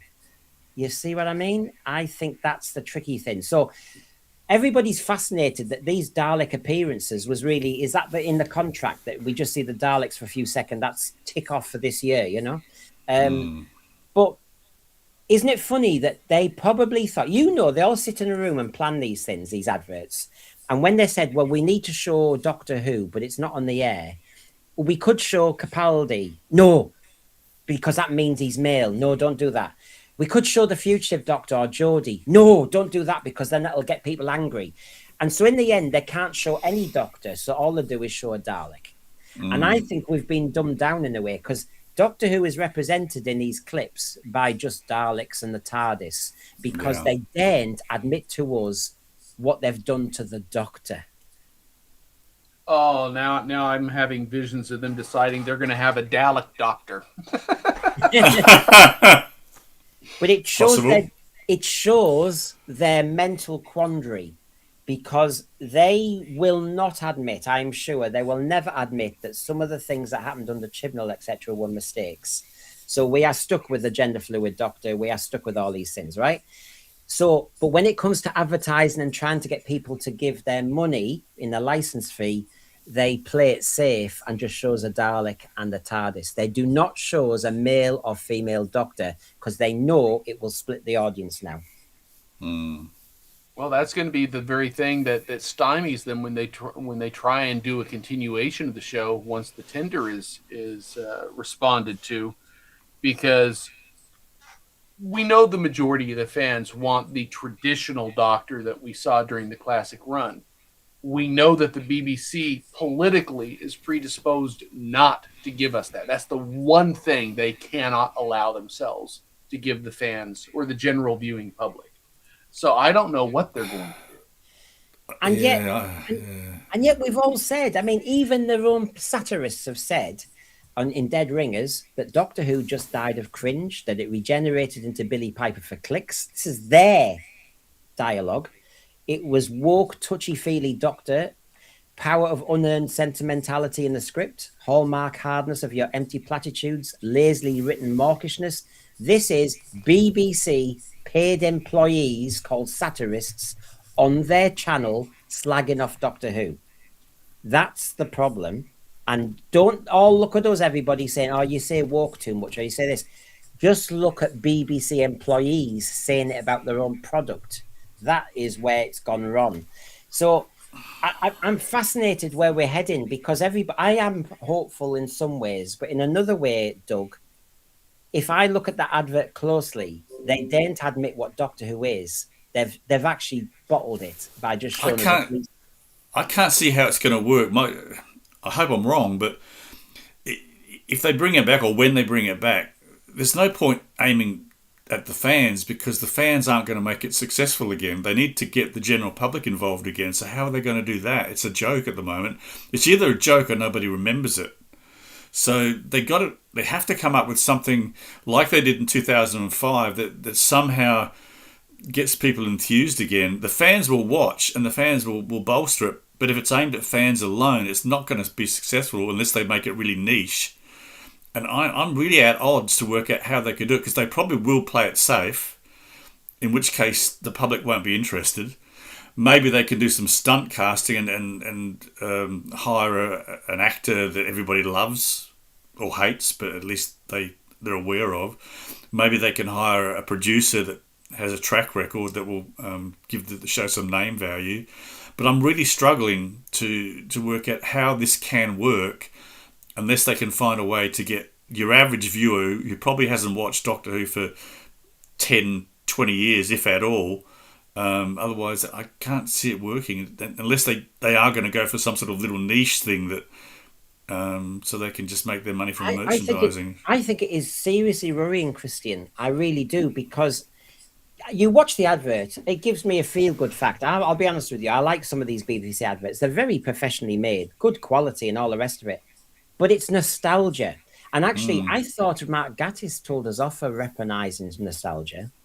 Oh, well, can I just say this is a weaponized advert, Christian, just to make us pay for a license fee. But it worries me that they have bottled it. They are just showing us Daleks and a TARDIS. In other words, they've made it into just some cultural icon. Doctor Who is about the Doctor on an adventure. Let's get back to basics. The police box is just a totem there. Daleks, I'm sorry, I don't want Doctor Who diminished to being just the Daleks all the time, Christian. No, me neither. I think Doctor Who can survive without the Daleks for a year or two. We know this. We've said it early on. Yeah. But it comes back to window dressing. They see the Daleks as window dressing. You've got 60 plus years of history to mine if you want material to kind of attract this particular audience. But the people that are putting these clips together, I bet you the Daleks are about the only thing about the show they know. Yeah. And they say, okay, we've got all these characters. Which one will this segment of the population bite on? Well, let's plug in the Daleks to stand in for Doctor Who, and this character for that show, and this character for that show. If they were doing what they should, what you do is you would start with a clip like this, and then you segue into some wonderful clips of some upcoming shows to show what they're about to bring to the table. Yeah. They're not doing that. They don't have anything of quality up and coming, so they're stuck with nostalgia baiting. What's fascinating is there's lots of decisions you make, right? I make all these decisions. Doug, you do with your channel. We have to make all these editorial decisions. Now, if I'm going to do an advert for the Sensphere, you have to go back to brass tacks, don't you? So their advert for the BBC, you walk through various sets. EastEnders is quite dominant, right? But the size of the Doctor Who TARDIS, but because the TARDIS is not popular, as in the interior, it's not a good place to set all these actors. And what you could have done is, can you imagine the McGann TARDIS interior? And you have the EastEnders cast and David Jason and all the great kind of alumni of the BBC over the years in different positions in that TARDIS interior. And that would be really evocative. Instead, you just get the police box and you just get the Daleks. And I think the creative decisions made here by not showing us a Doctor, not showing us a TARDIS interior, which is bigger on the inside. In other words, you could have had all of the BBC in it, would have been an interesting joke. They don't, because they daren't admit they made mistakes, or they allowed the mistakes to be made. Do you think I'm onto something, Doug? I haven't seen the ad, but I actually think they should have not even bothered with referencing Doctor Who at all. I see what you're getting at, but I just think it was a wasted opportunity. Michael Nemo, it's very, talk about, lovely gesture. Nothing to say. I just want to support you. Thank you very much. And I'm fully appreciate. I will do a BBC watch on this because honestly, I think this is one little mini recording in itself. But as an American Christian, are you perplexed by our relationship with the BBC? I'm a little bit perplexed by it. It kind of reminds me of PBS, public broadcasting system here in America, where they would periodically go on and do telethons to try and raise funds to stay on the air. And it was a government operation.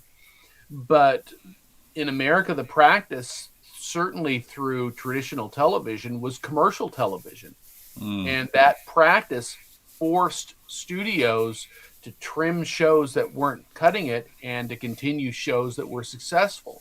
Yeah. And the farther we've gotten away from that model, I think the weaker things have become.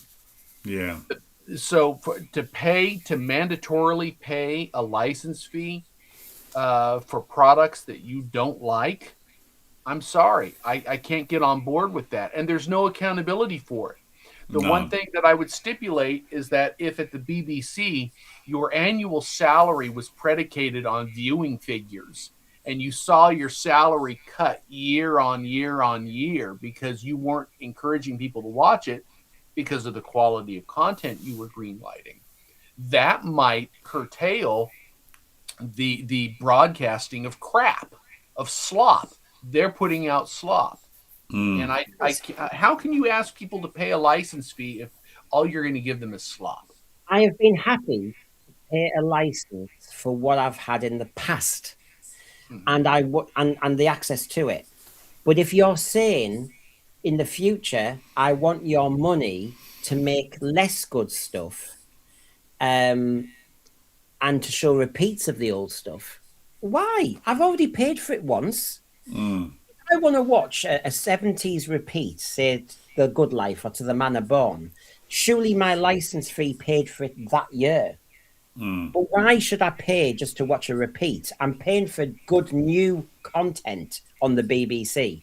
So I don't really understand that advert, actually. I used to really teach advertising as well, and I really don't understand what they were trying to say here. Were they trying to do a sleight of hand and say, go on, we want to get you nostalgic. And if you're nostalgic, it gives you a feel-good factor, and then you'll give us some money. Or, hey, there's a cost of living crisis out there.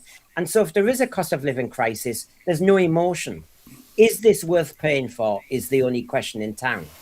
And I always want to remind people when they get all a bit bogged down in politics, I watch my Australian TV, I watch my Australian news every day, and they have a cost of living crisis, and they didn't do anything to do with what we did in this country. There's a world cost of living crisis going on, and it's got nothing to do with any party in any country.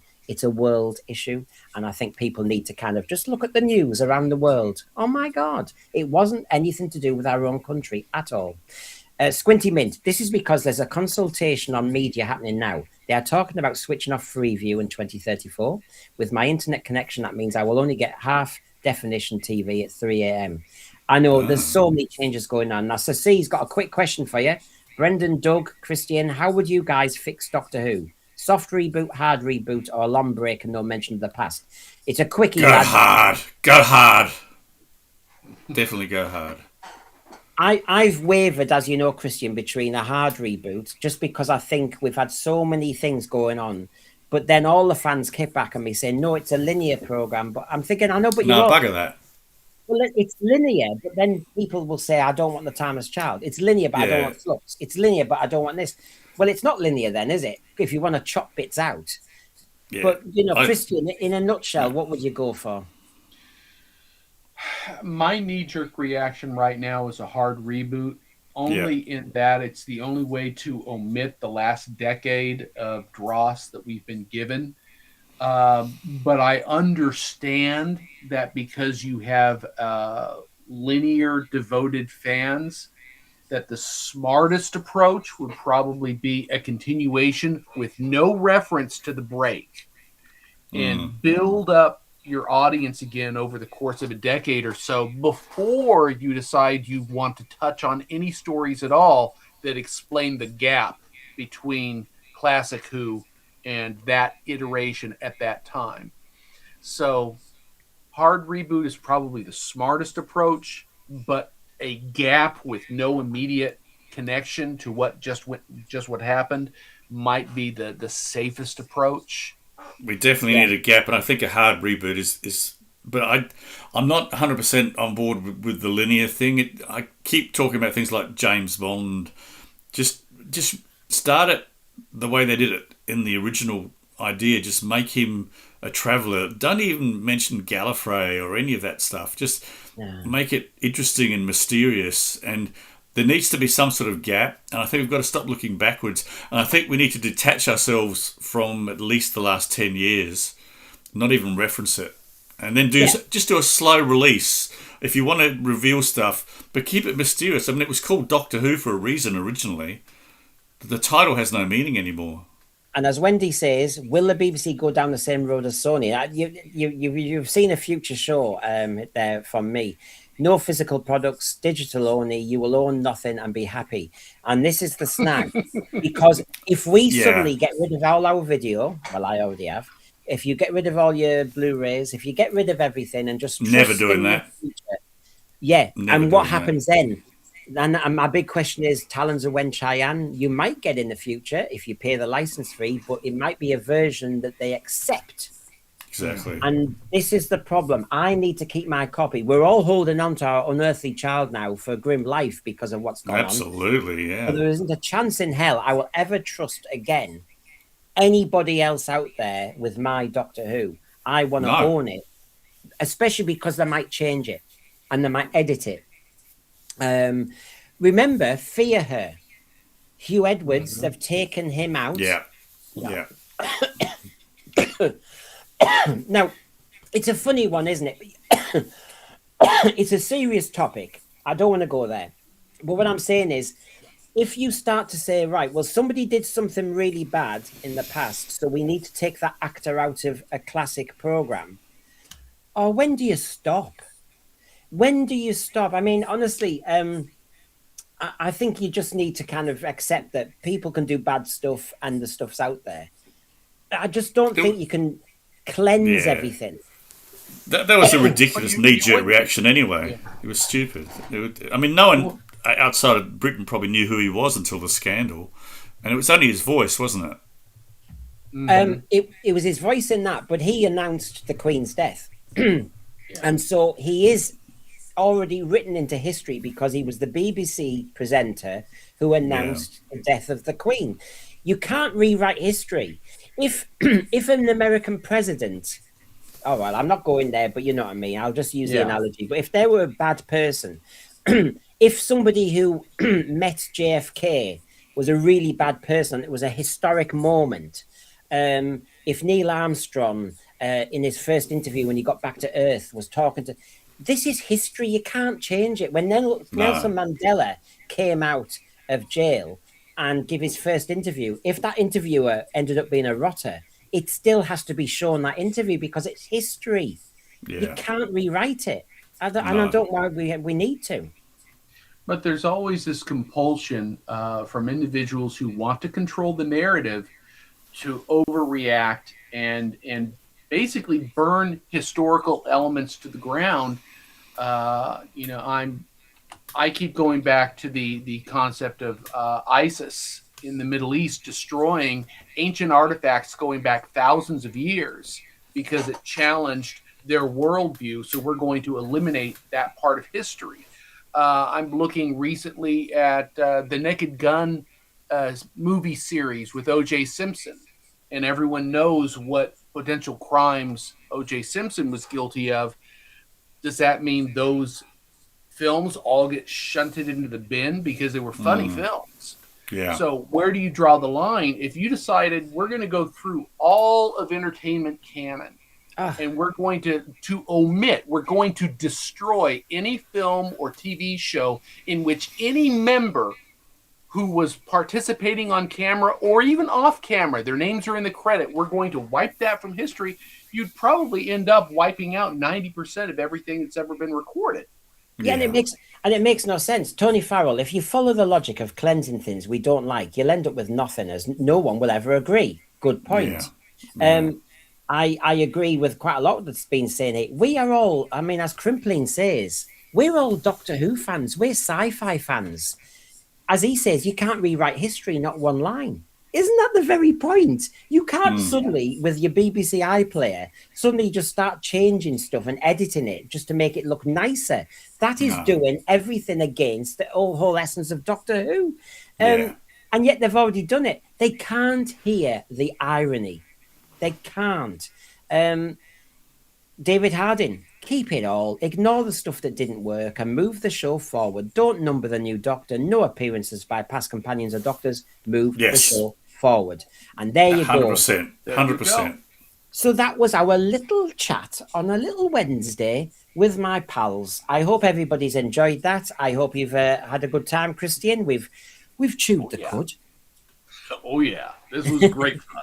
Doug, have I got you fired up, ready to change your colostomy bag? Whee! Poor Doug. Poor Doug, out of all our time zones, he's going to go to bed in a minute, and I've got him thinking of a hairy bollock and a slither. Yeah, it's it's after 12:30 in the morning here, so yeah, I'll be dreaming about hairy bollocks for sure. So there you go, everybody. If you've missed that reference, it's earlier in the show when we were talking about AI colorizations. You'll have to check. It's all relevant. So thanks, lads, and thanks everyone in the thread. We'll be on again. Watch out for my BBC Watch when I'm watching them, watching you, watching. Oh yeah, there we are. Right, okay then. Thank you, everybody. See you all again. Look after yourselves, and thank you very much, Doug, and thank you very much, Dragon. And obviously, check out Garbage Who and check out Boomer Doug's channel. He's doing loads of material, and it's really good. Bye, everyone. Bye-bye.